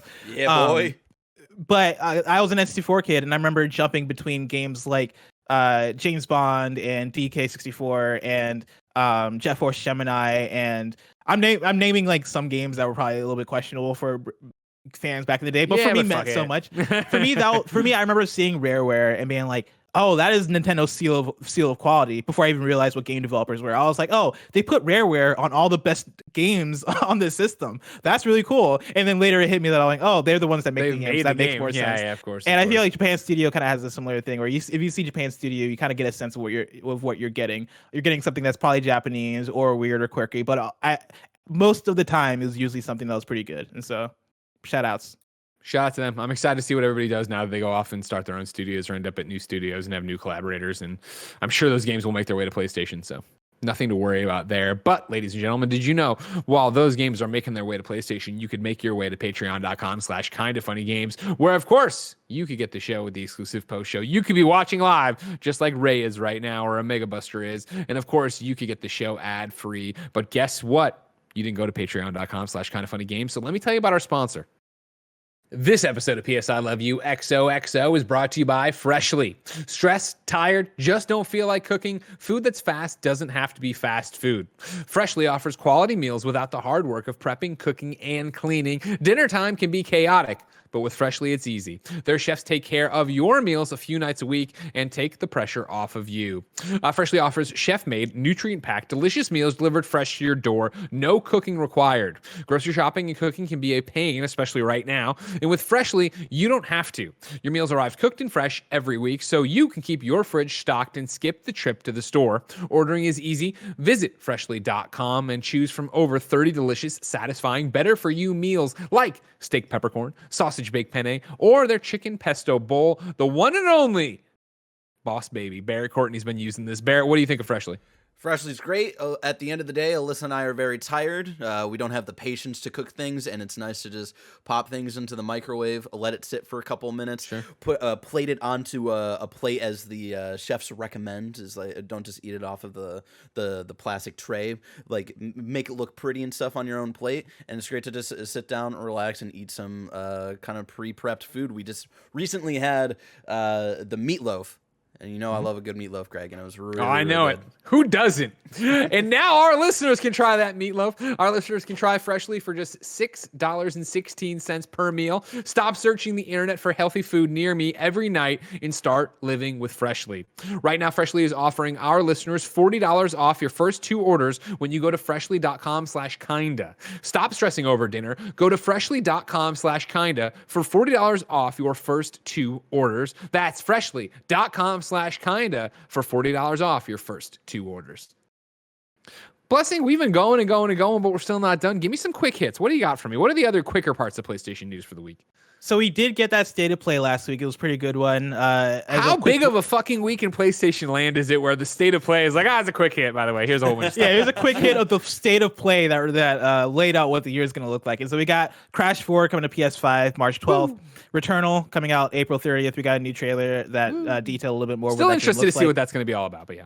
Yeah, I'm excited for it. I think that game is going to be fun. But I think I've hit the point where I don't care about the story. I don't think that's gonna pull me in at all. But no surprise, the gameplay looks really fun, and so hopefully that hits. Knockout City is coming May 21st. That's a dodgeball game that looks really fun. Sifu from Slow Clap, that's the Absolver developer. That's coming 2021. Important update. I got Sifu for the Fantasy Critic League that I'm in. Awesome! I'm very excited. Congratulations. Proud of you. For your own. That's for your own fantasy league, right? Yeah, he's not in the Gamescast one. I'm in the Dorno one. I'm not in the Gamescast one. So, awesome. Do you expect it to deliver? I think it looks great, but I want to know more before I try to graft it. I think it's going to be a solid like 80 to 85. I think it's going to get me 10 to 15 points. I'm already down 9 points. I'm in the negatives because I counterpicked Bravely Default 2 because Imran Khan was like, "Oh, the fans who demoed it didn't like it," and then of course, let me get my wife really body pillow. It's me, Imran. And so that kind of fucked me over. I didn't know Imran was a Sly Cooper fan. I think it's going to do. I think it's going to do good numbers. Okay. I don't know if it's going to be like the next fucking like. I don't think it's going to be like everybody's fucking playing it and talking about it. But I think it'll get some love from a small focused group of people. Oh yeah, I think that's for sure. I think that's 100% going to happen. I have stuff to say about that later in what you've been playing because I actually did pick up Absolver yesterday for a little bit just to kind of refresh myself on that game. But I'll talk about that later. We also got another trailer for Solar Ash that still just has a 2021 date. Five Nights at Freddy's Security Breach that's coming 2021. Oddworld Soulstorm is coming April 6th, and that is going to be a PS5. PS Plus game when it comes out, which is very exciting. Kena Bridge of Spirits is coming August 24th, which is really cool. And we got another trailer for that, and that game continues to look incredible, almost too incredible to be true. But I hope it hits and it's that incredible because it looks really good. I want that game to be awesome because it looks fun. Deathloop is coming May 21st, and we got a new trailer for that. And then Final Fantasy VII Remake Intergrade PS5 version is coming June 10th. Greg, I remember like about a year ago for State of Play, we were kind of talking about what State of Play is for PlayStation. Do we continue to see State of Plays? Was that a 2019 thing? Where are you at with State of Play as a whole right now?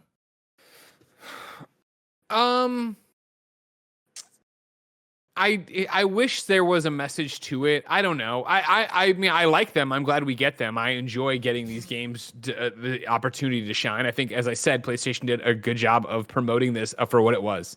Where they were like, it's not gonna be hardware. It's gonna be 10 games. It's mostly gonna be updates. Like people were coming in going like, hope we get a new Ragnarok trailer. I was like, are you fucking crazy? Like, no, that's not what this is, and there's no way to stop that. I think if you keep messaging it that way appropriately and doing it great, I think it'd be helpful if they were like, and I know this is locking them into something that isn't real. So it'd be like, hey, we're doing these quarterly. We're doing this kind of thing. Like we want you every quarter to have something cool to look forward to. Like it. I wish there was a mission statement, a 1-sentence summary for State of Play, and it could be, we want to show you cool games, which I get, and that's cool, but it's like, then should there be more State of Plays that are smaller as well? Because sometimes, we talk about this all the time, right? Where it's just they'll do, hey, we're announcing 5 new indies on the PlayStation blog today. And it's like, oh, well, I'd rather see that be a State of Play that was just put out and packaged that way. But then do you put out too many State of Plays and then do you water it down? But if like eventually you're going to do a God of War State of Play, and that's going to be fine. But the God of War Ragnarok video from PlayStation will do fine no matter what it's called. Yeah, and that's my thing is I think there needs to be a little bit more clarity on it because they dropped, when Destruction All-Stars is coming out, they did a Destruction All-Stars State of Play, and they also did a Demon Souls State of Play, and both of those were kind of just dropped. If anything, the Destruction All-Stars State of Play probably got a little bit more push from PlayStation than the Demon Souls State of Play. That Demon Souls State of Play dropped on a random Saturday, and watching it very much sounded like whoever was at home on their computer mic talking through it. And I get it, like we're in a pandemic and all this stuff, but I think if you want this thing to have a seal quality, there should be a little bit of consistency in terms of how you're marketing it and how you're hyping it up. I think they did a really good job of setting expectation and saying like, hey, it's going to be this long. We're going to do deep dives. There's going to be a lot of third-party stuff, and I think that set the expectation right because we all came out of it. All of us who watched it for Kind of Funny came out of it being like, that was pretty good.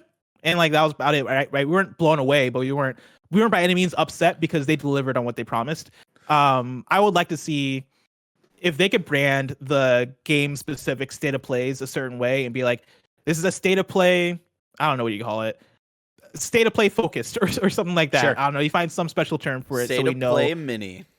State of Play Mini. Honestly, like if they found a way to kind of separate that so we know what we're getting and so we know what the appropriate amount of excitement is to have, I think that'd go a long way. But either way, I'm glad that they're doing it. I think this is a fun way to announce these things. And I'm with you that when they do the drops on PlayStation Blog of 5 indie games that they want to look at, I don't know why that's not a State of Play, but it is what it is. Like this at least had a main event, which I think made it exciting. The main event being Final Fantasy VII Intergrade, which I think they had something as their one more thing, right? That, all right, cool. Let's give you something big to be excited about. We also got more PlayStation games going to PC. I'm going to pull from Megan Faroukmanesh at The Verge. They write, Sony is planning to bring more of its PlayStation games to PC. First up will be Days Gone this spring. Sony president Jim Ryan told this to GQ, quote, we found ourselves in early 2021 with our development studios and the games that they make in better shape than they've ever been before. Particularly from the latter half of the PS4 cycle, our studios made some wonderful, great games. There's an opportunity to expose those great games to a wider audience and recognize the economics of game development, which are not always straightforward. The cost of making games goes up with each cycle as the caliber of IP has improved. End quote. Cool. I think this is awesome, right? Like it's a win-win situation for everybody, right? Where more people get to play awesome games, and then on the PlayStation side, right, they get to market their games for free. Yep. If anything, they get to make more money. Exactly. Yeah. More people get to play these games. I feel like you send a game there when, with all due respect, because it sounds bad, you've squeezed all the juice you can get out of it on the PlayStation platform. And so, yeah, for them to be like, Days Gone has come and gone. I think it was already a PlayStation Plus game, wasn't it? Correct me if I'm wrong on that. Somebody. It was in the PlayStation Plus collection. Okay, that's what I'm thinking then. It's like you've had a shot to get Days Gone. You still do, obviously, because the collection is ongoing. So why not send it over to PC, get people into it, try to get more money off of it that way? As we've said, putting Horizon on there makes sense because you've hopefully fallen in love with it, and then you go, shit, I need Horizon 2. I'll get a PlayStation 5 based on all the other cool shit I can get with it too. Then we also got some new PlayStation Now editions. We got 4 new games that are coming on Tuesday, March 2nd. World War Z, Infamous Second Son, Ace Combat 7, Skies Unknown, and Super Hot. Go get them PlayStation Now.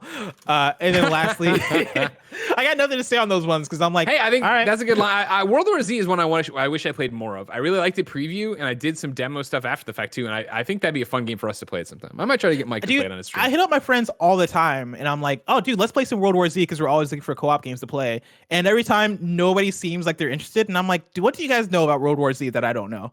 Did that game did that game flop? Like, what's I up enjoyed with what it? I played of it. I just, I mean, it looks fun, right? Yeah, let's play it. I'll download it right now. I'm down to play it. Dude, let's hit up Thursday stream. I think me and Mike are still trying to figure out something for me. Do you want to come through on Thursday? Yeah, sure. Well, I mean, I have to look at my calendar, but probably. Dope. All right. Let's figure this out. Yeah, we play at night too, Yeah, but I'm usually playing chess. Yeah, not everything. Stop playing chess. Stop playing Clue. Not everything needs to be content, Blessing. Just play with your fucking friends. Yeah, like Greg make Miller, us your friends. co-host of PSI Love You XOXO. Barrett, you downloading this too? I don't play video games anymore. I play board games. Dude, Barrett, come play some World War Z. No. Oh, come on, man. You're missing out. Not my kind of game.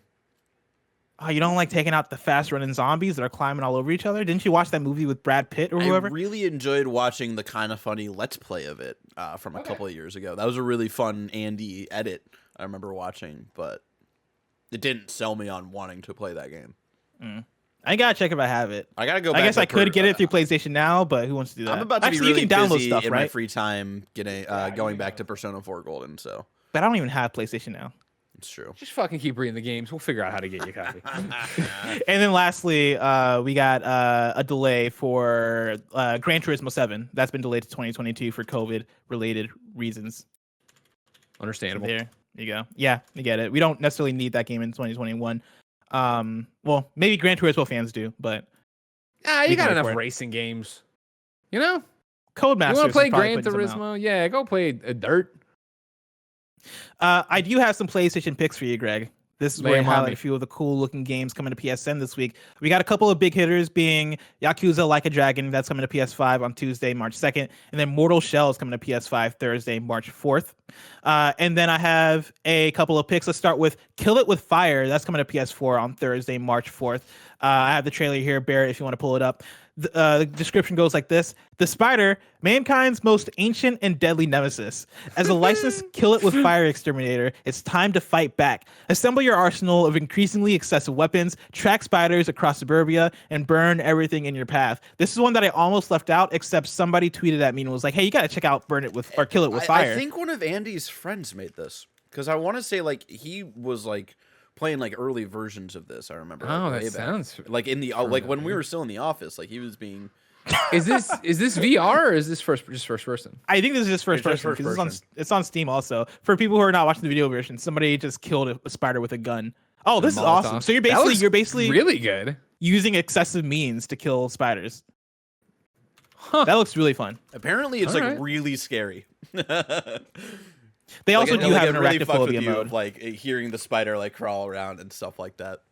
They have a mode where they blur out the spiders if you have arachnophobia. Andy is also just a really big scary cat though, so that's true too. And then we're also getting Maquette. We talked about this for PlayStation Plus. It's coming to PS5 and PS4 on Tuesday, March 2nd. Maquette is a first-person recursive puzzle game that takes you into a world where every building, plant, and object are simultaneously tiny and staggeringly huge. I feel like we can transition right from this into what you've been playing, right? Because as I said at the top of the show, played through Maquette. You're seeing it right now. I beat Maquette. I did it in 2 sittings. I know Tom Marks's review was like you could do it in 1. I think trophies didn't lead me astray, but like when I at one point like at midnight hit the button, I was like, how much more do I go? I'm like, oh, I got a few more for chapters. The later chapters go like super quick. What I said, right, is that on Twitter, and I want to start there as we talk about it, right, is that Maquette attempts to make the ordinary extraordinary. And I think it does that a lot of times, and other times it can stumble at it. But overall, I really enjoyed my time with it. It's a recommendation from me, which is super rare if you follow me for puzzle games, because Bless, when we got you on board and you were like, oh, Superliminal, I'm all about it and stuff like that. You've had a couple other ones like that. Those are usually, and even for Kevin, the GoPro, right? Those are usually games that turn me off. Like The Witness I played because I knew it was great and I knew it wasn't for me, but I wanted to do a bit. And I did it till I got to the third puzzle that felt like I was just hitting my head against a wall and I was frustrated with it. What Maquette does is give you this world, if you're watching right now, and if you haven't, you've probably seen it in a direct, right? Where you're inside. It's not, but it's like a model town that is representative of the town around you. And then there's a smaller model town inside. It's basically layers on layers on layers, where if you just saw here, right, you can pick up the small block and drop it in a certain area inside the smaller world. And then if you turn around to the bigger world, you'll see a bigger version of the block there that you can then use to interact with stuff and move things around and get to the next thing. What it's doing is 2 different things. So it's got the puzzle game mechanic, which I'll get back to in a second, but then it's also got this narrative of a relationship through it, where you're playing from the guy's perspective, and that's what you're getting the narrative from. As I said earlier in the show, Bryce Dallas Howard, the woman from Jurassic World and a number of other things, but that great episode of Black Mirror. She's the female voice character in it. Then the dude is who you're going through. It's kind of like you're going through his sketchbook / their sketchbook. So as you go, we saw on a screen earlier, some text pops up. And so what you'll get is you're moving around in a new area, text is popping up, and then basically you're cordoned off from going into a different room, and you have to figure out the puzzle for the area you're in. Here's some text on the screen right now. And what it did for me was something I really appreciate and love from the gameplay, of keeping me locked in, of I knew at all points, all right, cool. There's the main area that you're seeing right here as we zoom out, and then there's usually 4 sections that splinter off. I can only go into one section in the main area. So the answer to my problem is here. I know that I have the tool or the item or the whatever somewhere in this world right now that I can use to advance the story, advance to the next puzzle, advance on my way, rather than be like, shit, do I have to backtrack and find in this world, in that room, blah, blah, blah, blah. There's no way to lock yourself out of it, which for me, and I would describe myself as a puzzle noob, a novice, it doesn't draw me in. I found that empowering, because then I wasn't lost. I didn't feel like I knew at any point, I just got to think about this from a different perspective. And there were definitely times where I was sitting there going like, what the fuck does it want me to do? I have this mini staircase. What the shit do I do with it, right? And then I would get those moments of, got it, shrunk it, did this, and then it's about approaching it from one of the different layers of size, I guess, to it. Mm-hmm. Really liked all that. The game is beautiful. And the negatives of it, I'm playing it on PlayStation 5. It's the PlayStation 5 version. The game gets framey. I had to go in and drop my detail level on the PlayStation 5 from high to medium to make it run a bit smoother. I was getting it choppy as I was playing, which I thought was weird, and I haven't run into that on other PlayStation 5 things. I had a couple...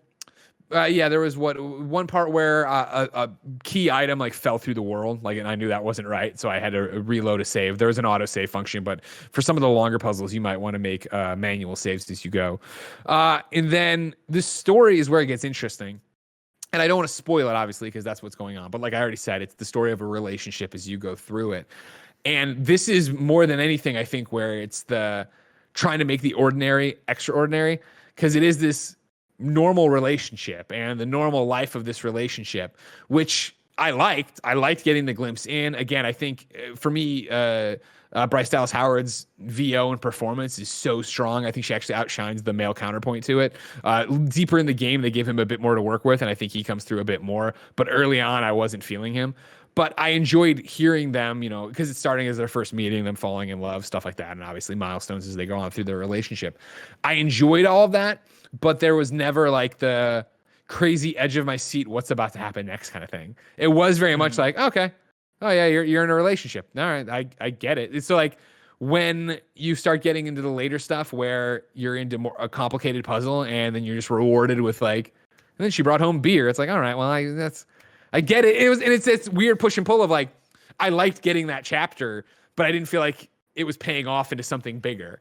And at the end of it, still, it is very much like, all right, this is a normal relationship. Like, we've all been there kind of thing. Well, like, good for you. Like, you know, it was fun and enjoyable. And I recommend it in terms of if you're looking for a narrative or a fun puzzle game, and especially for a PlayStation Plus game. I think that's why I was trying to find out the price point on it, where it's like, I think way earlier in the chat, somebody said Eurogamer had it at $19.99, which I don't know if I would pay for, if I would give it a seal of approval for that. But in terms of a PlayStation Plus game, in terms of how beautiful it is, in terms of it being a conquerable puzzle game, and I know Tom Marks kind of in his IGN review didn't knock it for that, but it's more, the moments weren't so much aha moments as much as they were like, okay.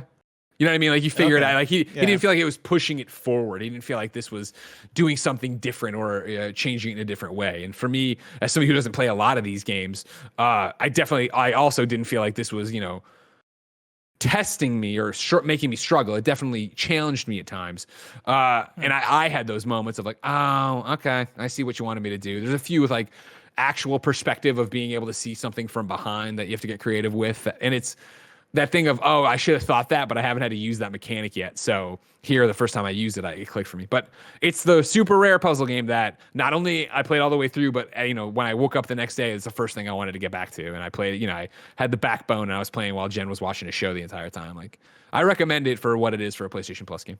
Yeah, I'm curious to check it out now because I think for me this looks like my exact type of puzzle game. You know, when I think back to the puzzle games that I've loved last year, I talked all about Manifold Garden and Superliminal, and then years prior, right? Like games like The Witness is very much high up there in terms of some of my favorite games. Yeah, also Portal and all that stuff. And hearing you talk about the story of it has me super interested because I think a lot of the time, a lot of first person perspective based indie puzzle games fall into the trap narratively of trying to speak on either philosophy or bigger than life ideas, and you talking about how this is just it's a story of like a relationship and all this different stuff very much appeals to me because I can't keep playing the puzzle games that are trying to tell me something about life and the greatness of being. And see, that's the thing about it where again it's so tough because I don't want to spoil stuff for you, but at times I feel like it might go a little too far with that.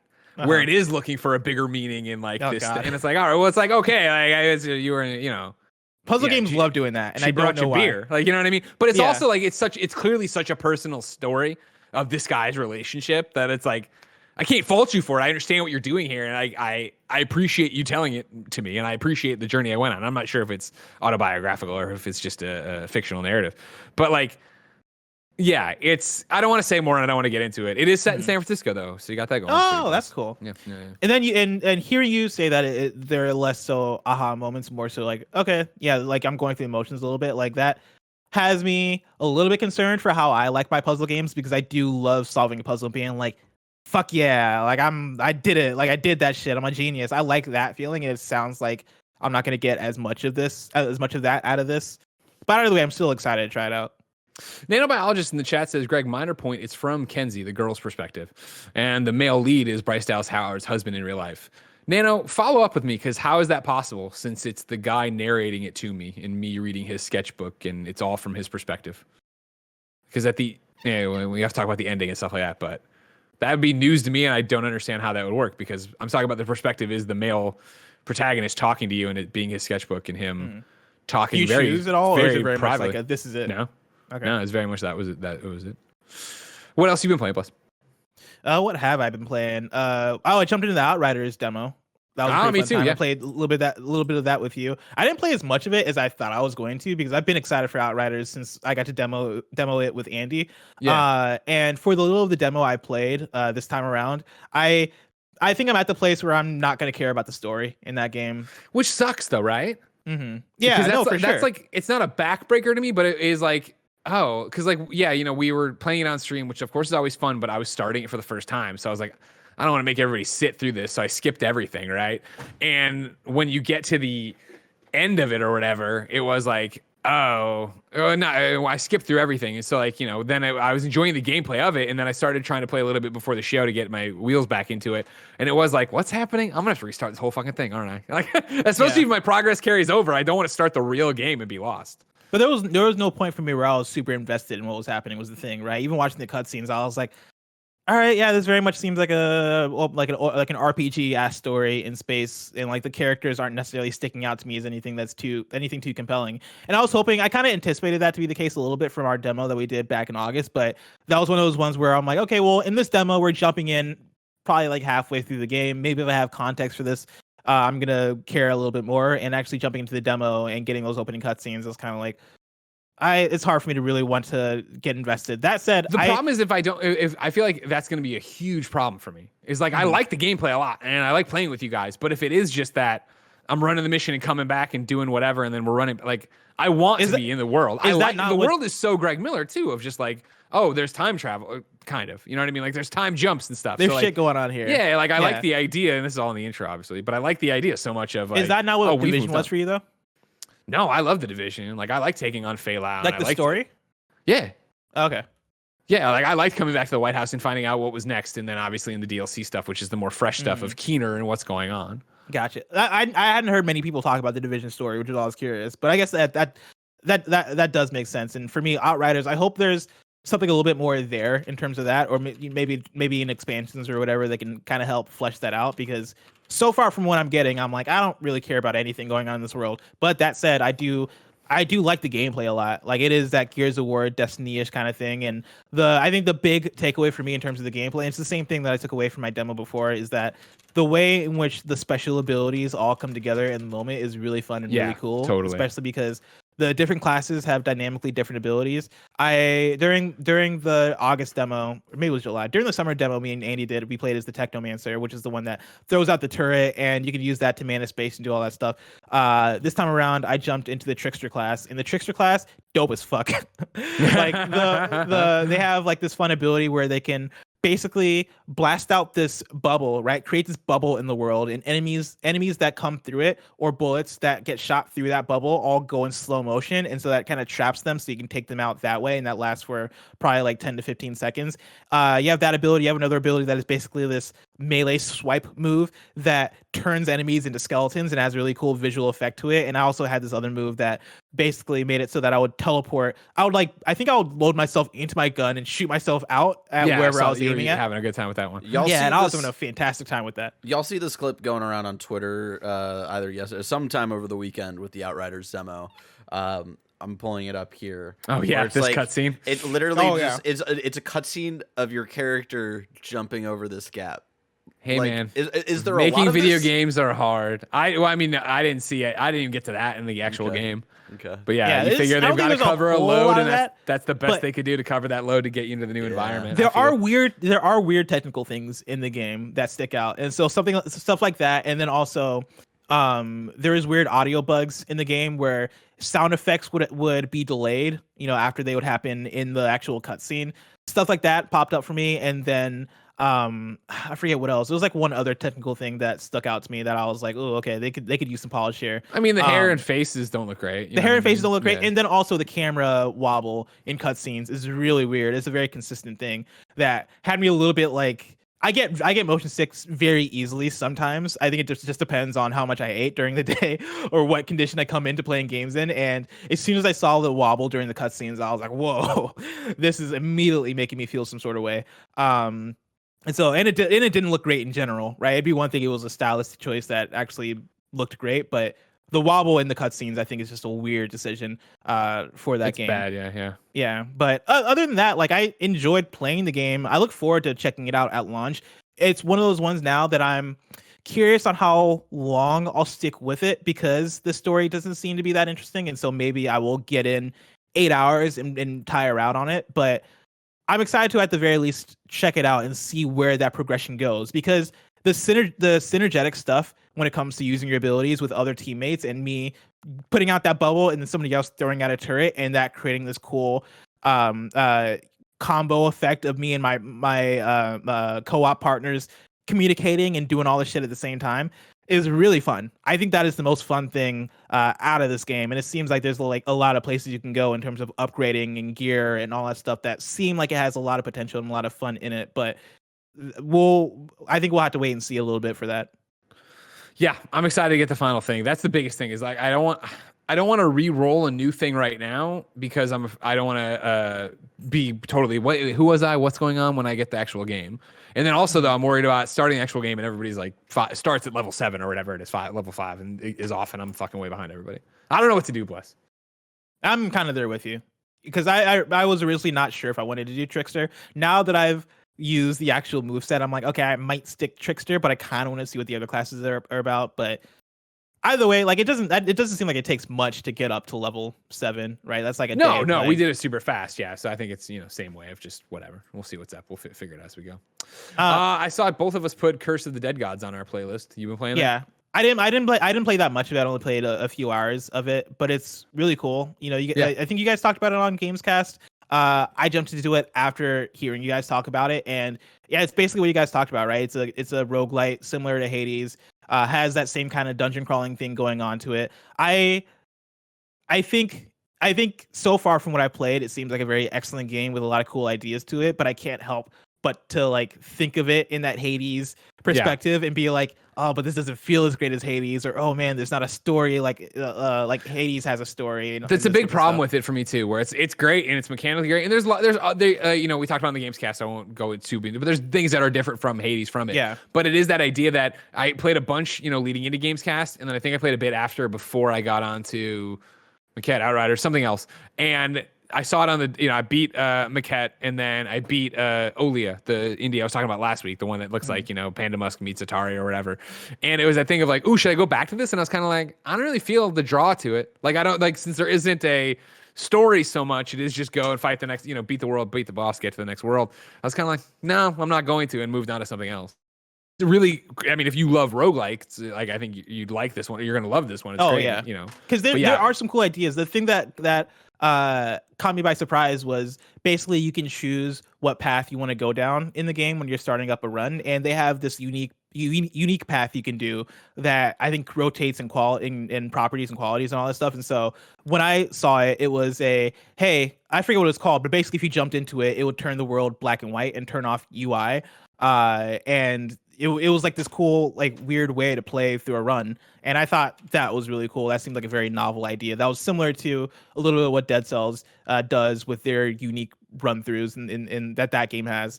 I really like that, but I'm kind of with you where I don't know if I'm going to go back to it. I'm in a weird place where I'm finding it difficult. All you want to play is chess. It's weird. All I want to do is play chess and Clue. Now I'm in that weird place right now is where it's hard for me to kind of commit to a new big game. I guess I've been playing Mario 3D World and stuff too also, and so maybe that's why, but I've not had a game pull my focus in like as much as Sekiro did, for example, when I was playing Sekiro. And speaking of that, I've been thinking about getting back to Sekiro because for that reason. Yesterday I was sitting around and I was like, you know what I want to do? Be miserable. I want to boot up Sekiro. Because I've been thinking about that game a lot and how much I love playing it and how much I love the combat. That's and fair. I'm not the type of person to want to replay things the second after beating them. I'm not that kind of person. And usually if that ends up being the case, I'm like, maybe I'll try out the platinum. But from what I've heard and seen, the platinum for Sekiro is a bitch. It will take multiple playthroughs probably to actually get there, and a lot of grinding, which is not my jam. But I kind of just want to experience it just for the sake of re-experiencing it. And so I might do that. I played a little bit of it yesterday to do a boss rush mode, and I think I'm getting back into the flow of it. And oh my god, you're addicted. Yeah, I think I'm addicted to Sekiro. All right. And then one thing that I alluded to also, last thing for me, is Absolver. I picked Absolver back up because after Sifu's announcement, I was like, oh, I kind of want to refresh myself on what it was about Absolver that, one, I liked and I dug, and then also the stuff that I was like, okay, this isn't necessarily my jam, and which is why I fell off of it. And picking it back up, I immediately had the reminders of, one, this art style, really cool. Two, the combat animations in this game, awesome. Three, oh, I'm losing my voice somehow. Three, the unique ideas in this game that they have in terms of it being this Souls-ish kind of game mixed with PvP multiplayer and fighting game stuff. Really inventive. Getting to kind of re-experience that was really cool. But then also it was that reminder of, oh yeah, this game is trying to do way too much. There is so much going on in Absolver, and I think that's kind of the thing that kind of made me go, oh yeah, no, not for me. Which has me even more excited for Sifu, because it seems like they're focusing up a bit in that game, and I'm excited to see them take the parts of Absolver that did work and condense them down, because I think that those are the vibes I get from Sifu in terms of the cool combat animation, cool combat style, all the stuff, but not bogged down by all these different ideas that they're putting into the pot. And so there you go. Yeah, round it out for me. I did a Stonefly hands-off demo. This is the one from Flight School. It's the one that Belinda, kind of funny best friend, Belinda Garcia, wrote on. You're basically in a little mini mech and fighting off bugs in this like wilderness planet. There's a bunch of different upgrade stuff. Like I said, it was hands-off, so it's not much different than probably what everybody else has seen or reported on, so I won't bend you too much. Love the art style, love the world. The gameplay looks fun. It looks relaxing. That was something they kept coming back to, right? Like, it's not about killing the bugs. You're like kind of brushing them off when you need to do stuff, but they'll come back and like move you around. It's something I'm super interested for the summer when it comes out. And then, like I said earlier, oh, here you go. Yeah, I see some of the stuff here. Like, what a stunning art style. You know what I mean? And Flight School games always look so good. Obviously, friends of the show. And so, yeah, to go through it and see it and just have a chill game where you're going to go through and do all this different stuff with the bugs and your little mech. I'm cool. It's got a story to it. Obviously, I want to see what Belinda did on it. Like, I'm all in. Looks great. And then the other one is the one that I can't tell you about, Redacted. I did play a game for a while, and the first impressions are probably up now on youtube.com/kindoffunnygames if you're watching this later or listening to it later. So go there, please check it out and look. You'll know it's the one because it'll have a special guest on the show that isn't on our shows. Blink twice if it's God of War Ragnarok. Oh, he's not blinking. Oh, wow. I've never seen Greg's eyes that wide before. You've never done it. Blessing, we've been kicking the can for a while, pushing it down the line, but we're back. It's hashtag PSILOVEPHOTOMODE. A couple weeks ago now, you said, let's celebrate Concrete Genie being our video game club. We're getting a better name. Don't worry. Go to patreon.com/kindoffunnygames and tell us right now, by you challenging everyone to go to play Concrete Genie, take photos with photo mode, and then post them to Twitter with hashtag PSILOVEPHOTOMODE for this segment. What do you got for me? Yeah, Barrett, go ahead and bring up runner-up number one. Number one comes from Jacob Fox on Twitter at JFox134. And it's this awesome image of them standing in front of this nice. This grounded billboard, right? It's for the, I forget the name of the town, Denska, is it something like that? Yeah, something like that, yeah, something like that. And it's basically a beautiful image, a lot of different colors, a lot of greens, blues, and basically on the sign itself are, I assume those are painted mushrooms, and it's surrounded by other paintings that he has on the wall. Really cool looking photo, very beautiful. I love the colors. Shout out Jacob Fox, he killed it with this one. Runner up number two is from Liam Quinn on Twitter at Gangsta Quinny. They shared their first masterpiece, and it's a nice wall painting. I like what they did with it. They got the tree on the leafless tree on the left. They got their genie in the middle, just looking all devious, and on the right they got another thing. And on the top middle they have a painting of the sun. Looks very beautiful. I very appreciate it. It has all the things I like about the concrete genie masterpieces, which is the fact that they're kind of all over the place, but it still somehow managed to look beautiful each and every time. And so, shout out to that. Barrett, you can go ahead and bring up the winner. The winner comes from Neens at Nina McKee. Look at that. Look at this. They did the kind of funny smiley. You gotta love it. Basically, they're standing in front of a wall for those that are listening audio, right? They did the kind of funny smiley, and like the circle is done with the fun. Like, I don't even know how to describe it. I guess it's kind of lightning-ish. It's like a lightning-ish brush, and then the eyes and the mouth are different textures. It's awesome. It looks amazing. And then in the background toward the right, they got like the cool neon sky color thing going on. I use that very one beautiful. Shout out to Neens. Very good job on that one. And also, it looks like Pixel Opus responded actually to that one specifically, and they were like, "This is one of our favorite canvas spots." And so, there you go. It's awesome. Pixel Opus, the homies, another friend of the show. They've been great to us, obviously, with everything that was Concrete Genie. Great. And then there's one more that I'm not going to pull up on the show. We can't pull it up. We can't pull it up. We've made references to this throughout the week. There's one that I really like that I wanted to include as a runner-up or something, but I asked permission, and I don't think we can get away with I this vetoed it on our platforms. Blessing asked me before recording last week's episode, and I was like, I gotta veto this, Bless. I don't feel comfortable as the director of the show pulling this up in a visual So we're not gonna pull it medium. up, but if you want to check it out, you can go ahead and go to kindafunny.com/questionable to figure out what we're talking about. kindafunny.com/questionable. Kindafunny.com/questionable. It is a good one. I like it. I love understand it. where your head's at, where your heart's at. So yeah, don't worry about it. But yeah, kindafunny.com/questionable. Go check it out for yourself. Since you picked Concrete Genie for this week, I get to pick next week's. I'm saying just indies. What indies you playing? Give me some good photo modes from indies. They can just be screenshots. They don't have to be, crazy photo modes if the game doesn't have it. Just get out there, give me a little indie, have a little fun. Ladies and gentlemen, we hope you have a little fun with this episode of PS I Love You XOXO. Remember, the show isn't quite over. You can go to patreon.com/kindafunnygames to get the post show we're going to do right now.